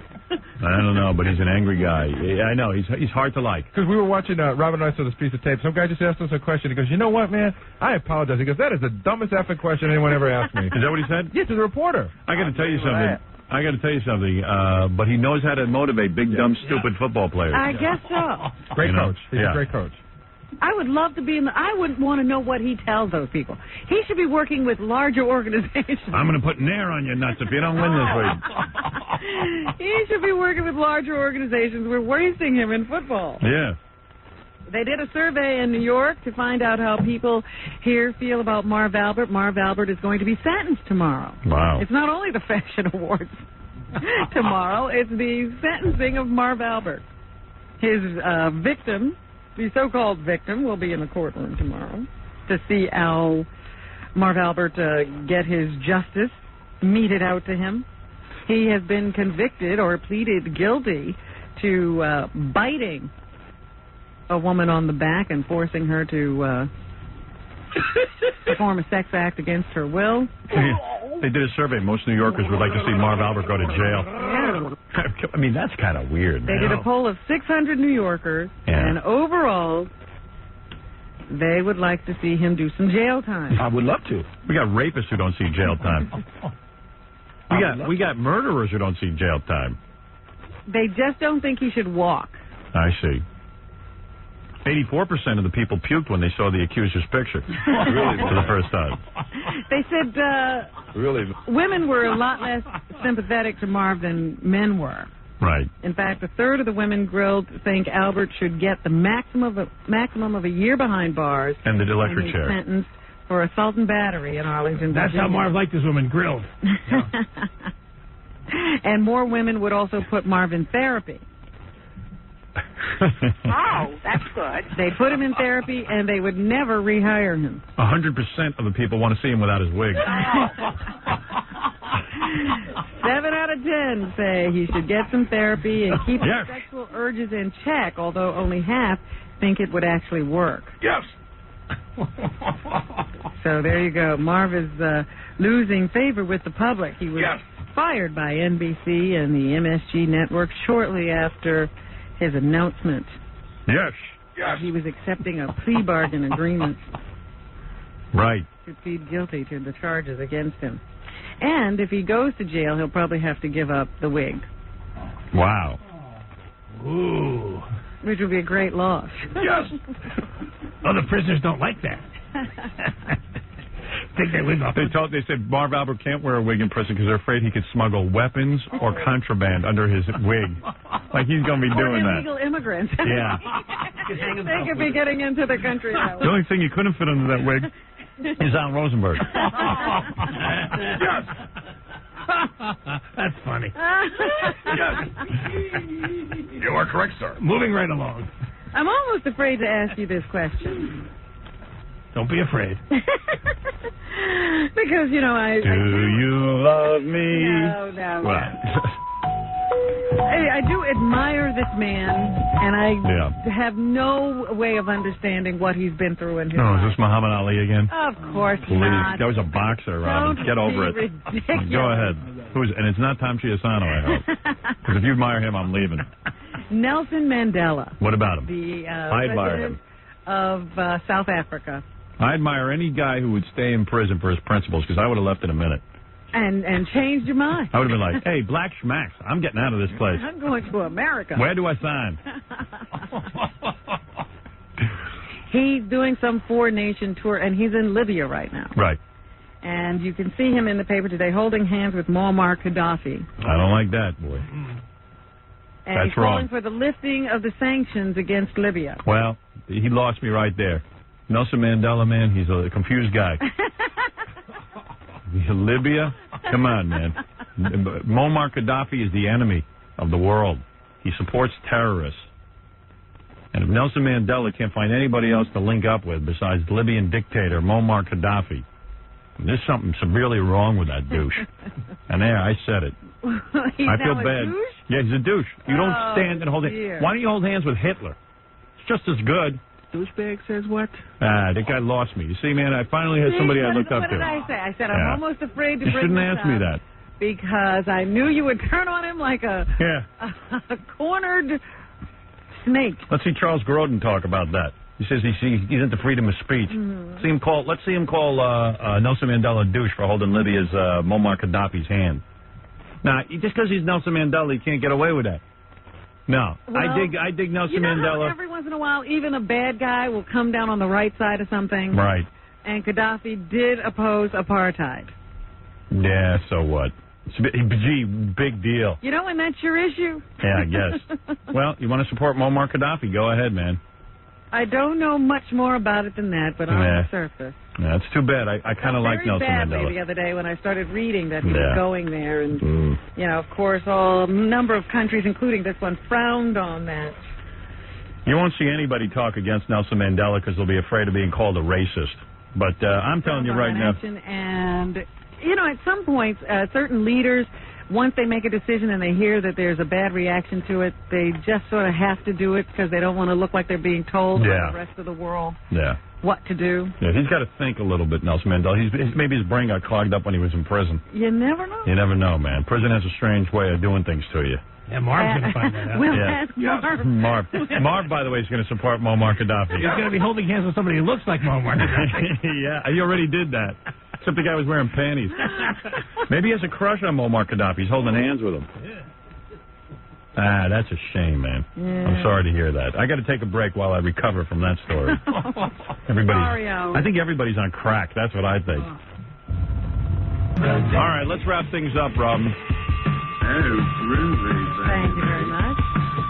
In Hackensack, New Jersey, 2 gay men have been allowed to adopt a child jointly. Yes. Mommy and mommy. It's a 2-year-old boy that they have cared for as foster parents since he was 3 months old. Mommy and mommy. My 2 mummies. Mommy's dearest. What? Hey, now. We are so grateful for what has happened today, was the response of one of the fathers in this case. What? Oh, I don't know. We're a family now. Well, it's great. They actually adopted an AIDS baby, Robin. Yes. Yeah, and these 2 guys are going to take care of the AIDS baby. But That's they were very nice. being told they could not adopt for a long Can time. you imagine that, Robin? When there's love in the air, who cares where it's coming from? Somebody's got to take these children. It was not the first such adoption allowed in the state. A judge here, in the absence of objections by state child welfare officials, approved a similar adoption by 2 gay men in June of 1996. But since then, the Department of Youth and Family Services reportedly has said it made an administrative error in that case. And so they were wait a minute. You mean trying it's 2 guys? they were going to try to fight these things as they came up now. Well, why even let them get started? Why make them foster parents? What? Yeah, I know what you're saying. Yeah. You're not even paying attention. No, I am. I don't. Why make them foster birds? I don't know. Just too many questions. That's what it scores. News confuses me, Robin. A doctor I'm just thinking about myself. has been convicted of a killing that happened 21 years ago. It's about time they got him. Montrose, Pennsylvania. Well, they thought it was an accident at first. Right. How did he kill the person? Well, what happened, he says, he was having an affair with the guy's wife. Go ahead. And, you know, now they're saying, you know, that he killed the guy so he could marry the woman. Because 2 years after the guy died, he married his wife and raised his kids. Right. Nice one. Yeah, I wonder how they all, you know, the kids anyway, feel today, knowing that stepdaddy knocked off their real father. Gee, that does sound like the movie The Stepfather. That is the coolest. 2 movies, The Stepfather. Great movie. Actually, the stepfather never knocked off the dad. No. Knocked off the whole goddamn family after the dad died. Hey-oh. Martin T. Dillon was shot to death in 1976 while trap shooting with his friend Dr. Stephen Scher, who maintained that Dillon had tripped and shot himself Hey, now. while chasing a porcupine. Oh, not that old story again. Wow. today, Sheriff, 56-year-old allergist, and just imagine all the patients, was convicted of murdering Dylan so he could marry his wife. Well, now, how did they come to the conclusion 21 years later that... Well, when they started to discuss this with him, there was some discrepancies in his story. He said he was standing a certain number of feet away. Right. But the evidence showed that he had blood splattered on his pant leg and his feet. And that couldn't happen. That couldn't happen if he was that far away. And he got convicted on that. Also a piece of flesh. And he got convicted on that evidence. Yeah. And O.J. couldn't be convicted. No. That's how I say. They found the porcupine. That's how yeah. And they interrogated him. Yeah. Really, man. Unbelievable. That's what I said. Most guys are convicted on a lot less evidence. He's going to have to serve, they say there's a mandatory sentence to his conviction of life in prison without parole. I plead the fifth. I wonder how the wife feels. I wonder how the kids feel. I don't know. I know how I feel. I feel hungry. He now says that the gun went off in a struggle that started when he told Dylan that he was having an affair with his wife. How do you just keep that quiet and go on with your life?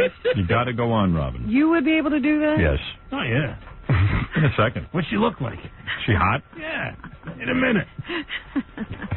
Big deal. I don't know. I just don't know how you'd keep that secret for that long. You do it for the kids. They're almost orphans. Yeah. I did it for the kids.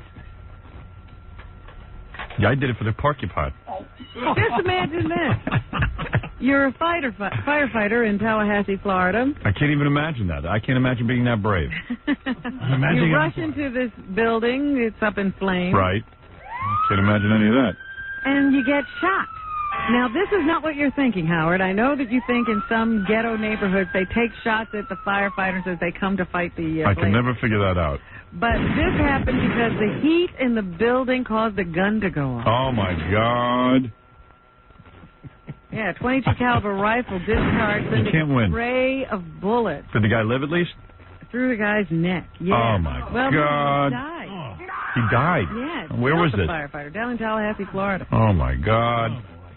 Yeah, I tell you, you can't win. You can't win. Terrible.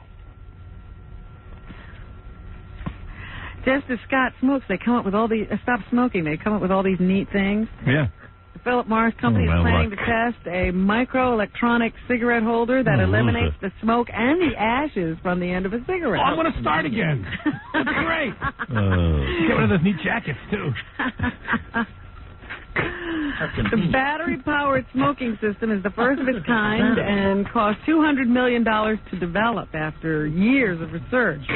Okay. It's a beeper-sized device, and I guess you put your cigarette in there and then you just suck on it. Oh, I love it so much. And the only time it burns is when you're inhaling. How convenient. But what happens after that? Then you blow out smoke anyway. Yeah, so? Well, isn't that secondhand smoke what we're trying to get rid of? Not me. I'll take it any hand. Critics of the device say it demonstrates the lengths that tobacco industry will go to make a dangerous addiction more socially acceptable. Tell everybody to mind their own business. I'd inhale that burning building if it gave me a rush. Eleanor Mondale is in the news. She apparently has hooked up with Ron Perlman, a very wealthy man. He's the owner of Revlon. Well, he's really good looking. That's why she's into him. Well, I said to myself, look at this. They say that they were at Le Cirque 2000, which is one of the Where is that? sushi restaurants right here in Midtown. Oh, in New York? When was this? The other night, they were there, Yeah. and she was squeezing his butt. Well, that's because he's such a hot guy. Dinner. Checking his diaper. Yeah. The vice president must be very proud of her. He on solid food? Oblivious to the stares of nearby diners. After dessert, the lovebirds headed out to the courtyard, where they were spotted in a lip lock. What, did he climb up on a ladder? With Perlman on tiptoe. Pressed up against a tree by Eleanor Mondale. He's so hot, she just got to have him. Oh, yeah. Loves those liver spots. Well, she obviously is lonely. She knows what to do. No, she knows that he's got more money than God. Yeah. You think she needs money? Don't you think her father has tons of money? Not this kind of money. Really? There's money and there's money. Really? Yeah. And now, what kind of money do you have? I'm here, aren't I? Right. She's supposed to be at a funeral. So she's working him, boy. He thinks he's hot.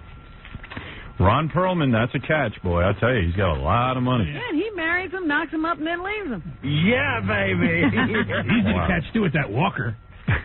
How old a guy is he? He's not that old. No? But, Maybe he's bald. He looks old. Yeah. The liver spots, yeah. It's not like he's 90. No, 80-something.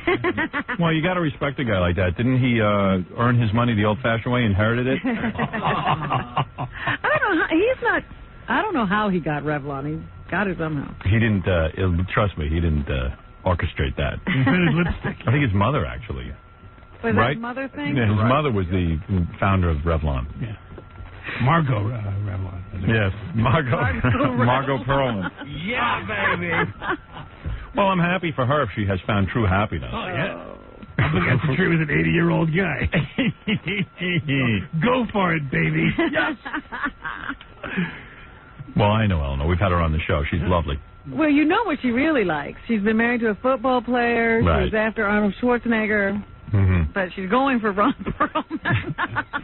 Well, he's powerful. Ready to settle down. In his own way. I've sowed my wild fruits and I found She's a good-looking broad, too. Oh, yeah. Good-looking broad. I'll make him happy. Aggressive. Mm-hmm. So Is it there. hurt, honey? I wouldn't know. See what kind of... He's getting all the great sex. The girls really put out for him. I guess so. Well, listen, you don't know that she put out. She just grabbed his ass. It could have been an accident. Yeah, but... It's so big, maybe her hand brushed up against it. Looking for his wallet. It was really a pickpocketing in progress. Who knows? All right, well, there you go, Robin. There's a woman who's living in Bradford, England now, who has had to move 19 times over the last 5 years. Why? Why? Because her family is looking for her. Go ahead. And if they find her, what will they do to her? they'll kill her. Who's she married to? The Ayatollah? She's the British-born daughter of Pakistani immigrants, and she's under a death threat from her own father and brother. Nice. They have vowed to find and murder her because she left home rather than give up her studies at 16 and accept an arranged marriage with a man they chose from a Pakistani village. Can you imagine? And she took a box of Slim Jims with her when she left.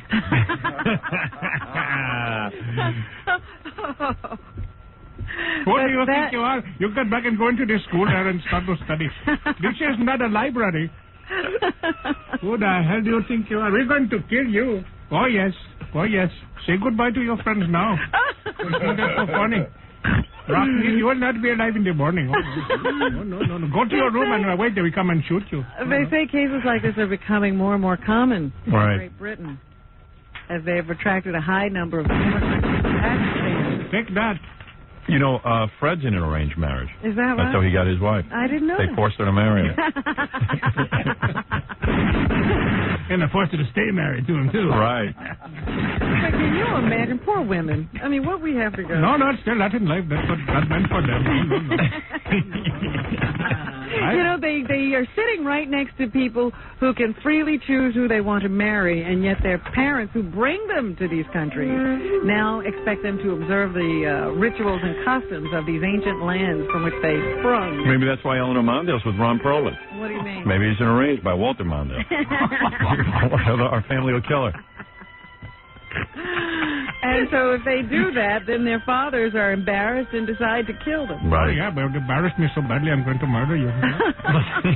You stepped on my wife's shadow. I must kill you.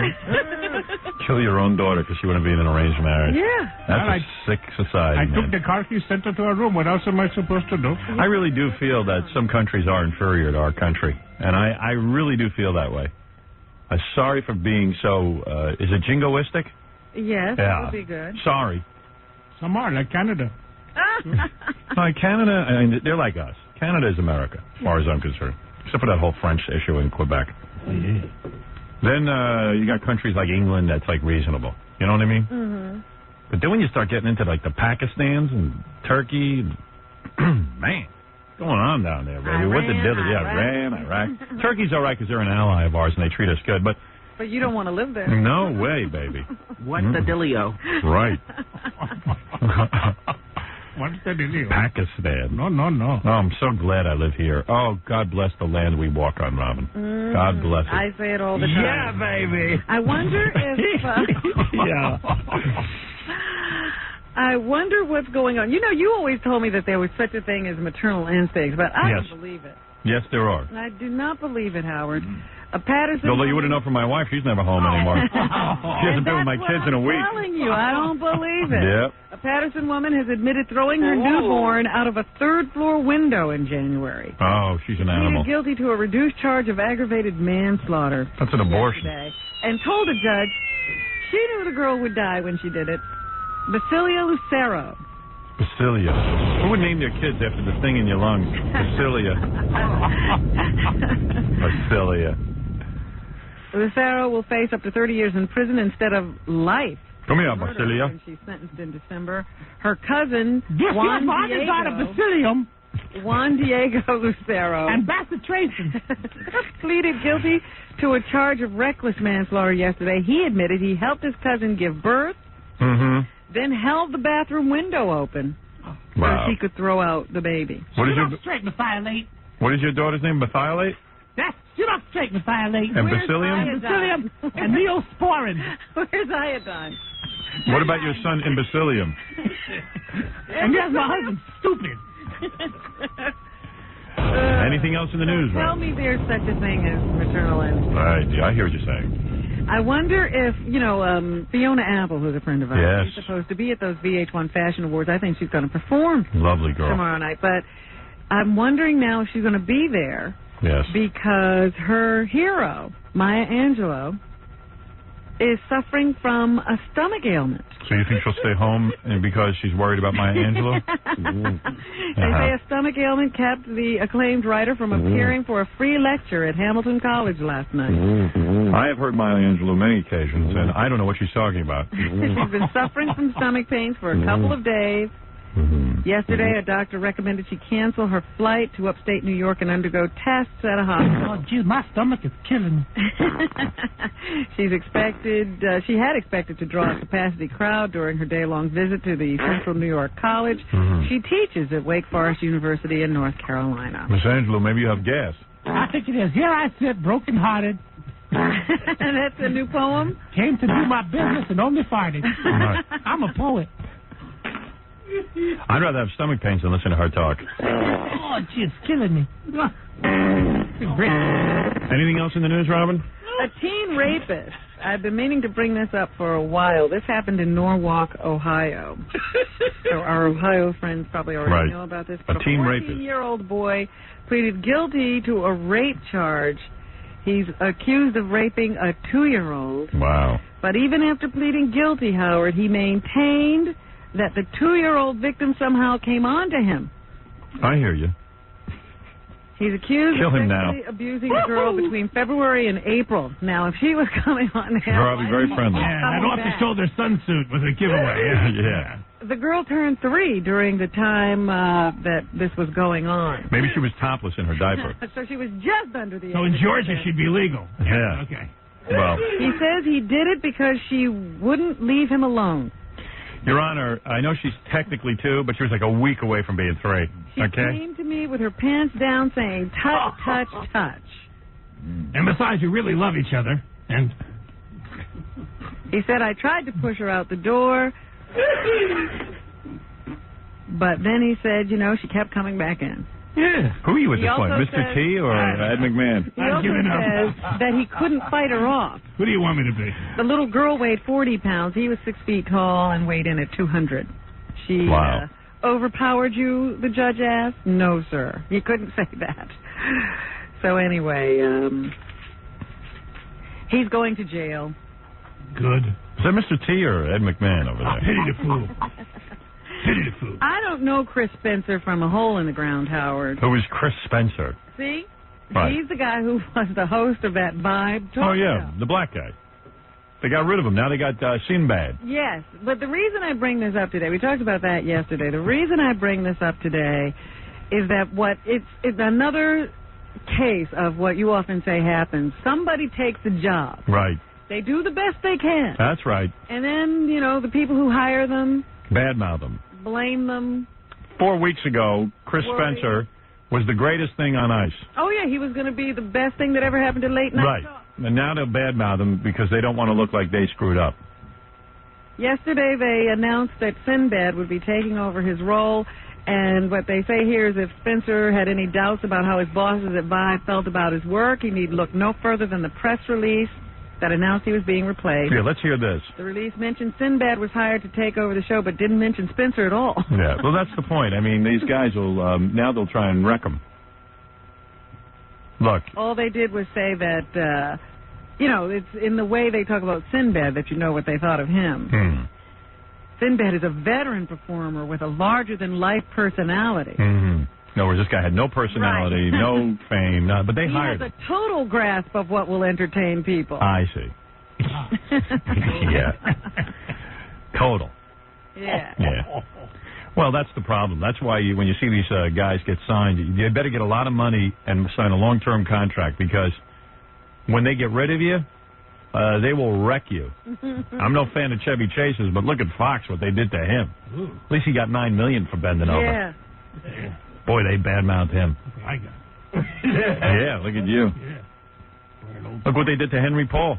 Henri Paul. One day the best driver in the world, now they're badmouthing him all over the place because of one car accident. Had to have this guy. Get Henri Paul to drive Lady Di. One mistake. He's the best driver around. She'll love him. She loves him, all right. Yeah. I think her last words were, I'm going to choke that French bastard.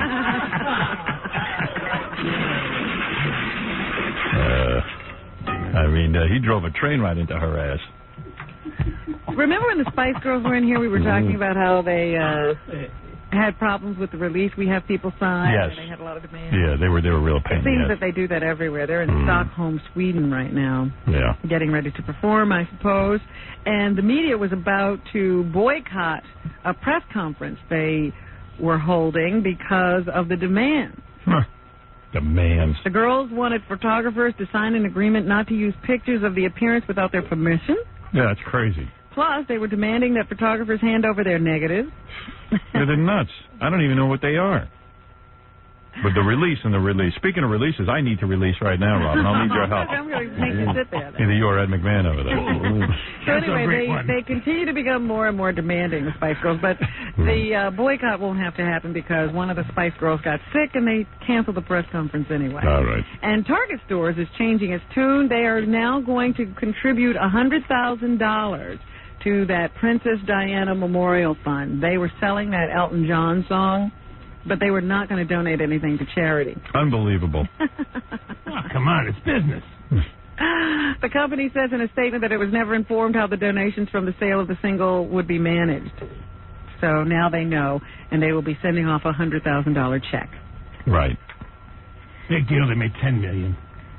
There you go. Yeah. It's time to fall back. We're getting back that hour we lost in the summer for daylight savings time. We go back to standard time this weekend. Right. The shift takes place on Sunday at 2 a.m., so don't forget to change the clocks. Penn and Teller have a new book out.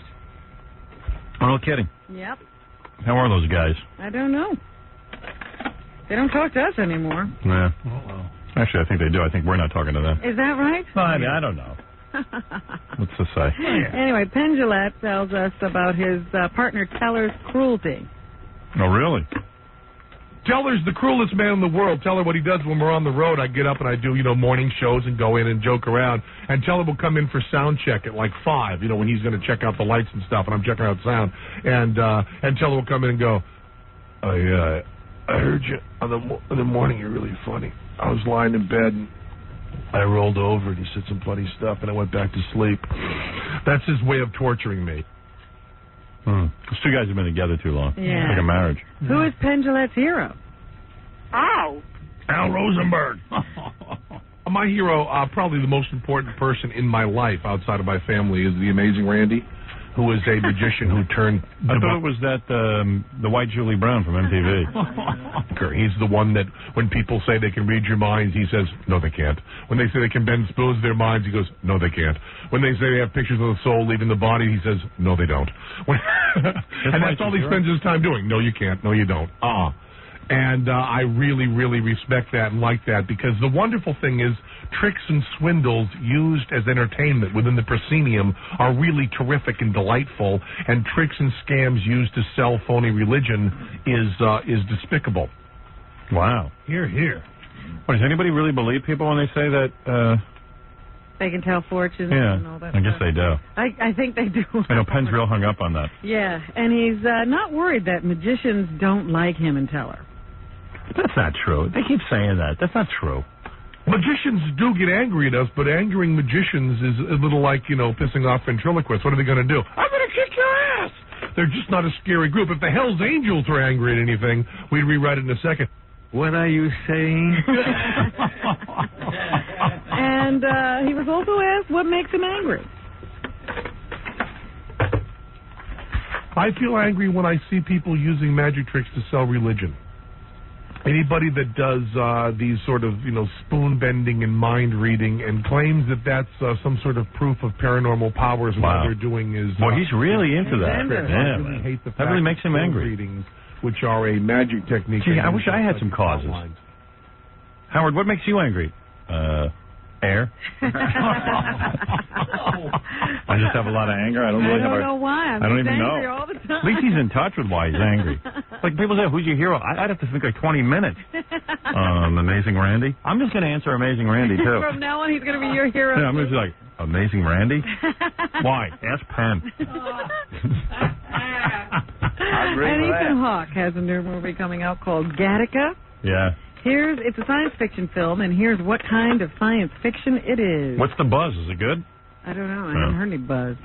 Well, I'm definitely doing sci-fi, but I'm doing sci-fi, I think, in the purest sense, in the way that I like the best. What's he talking about? Like what are you saying? Like Ray Bradbury, The Martian Chronicles, and all in Brave New World, and all this stuff where he's it's cute. Really Thank God. based around individuals he's and dumb. ideas, and not on a showcase. I already hate the movie, and I haven't even heard any buzz. Now I hate the movie. He's a dickweed. Gattaca. Is that Jenny McCarthy? Gattaca. And here's an audio scene from Gattaca featuring Ethan Hawke and Uma Thurman. She got great cans. Let's see her cans, Robin. Hey, they're good together. Chemistry. How many launches are there in a day? What? What'd she say? You're talking in the movie. You're the only one who watches every one of them. I'm going to insert myself in the movie. You can in this one. Hi, I'm Gattaca. If you're going to pretend like you don't care, Yes. don't look up. All right, I won't look up. I'm acting with her. He looked up. So that's what's happening. They're good together, those two. Oh, yeah. I don't mean Ethan Hawke and Uma Thurman. I mean her two cans. Yeah, press together. All right, Robin, congratulations on another great newscast. Thanks to Al Rosenberg, Ed McMahon coming in also. Jackie the Jokeman Martling, congratulations on your two filthy and funny CDs, Sergeant Pecker and the Joke Man, only $12 plus $4 shipping and everything. Also on cassette, buy two, get one free. Call 1-800-323-KING. Friday and Saturday, two big nights, November 7th and 8th at the Riviera Hotel. Jackie on the Strip in Las Vegas. For information and nasty jokes, visit jokeland.com. And don't miss Stuttering John hosting his second annual beauty contest at Club Paradise in Vegas this Saturday night from 10 to 12 midnight. Gorilla and Grandma Sylvia's funeral. 718-5040 for Scott the Engineer. Go ahead, Fred. Take it away, baby. You're listening to the Howard Stern Show.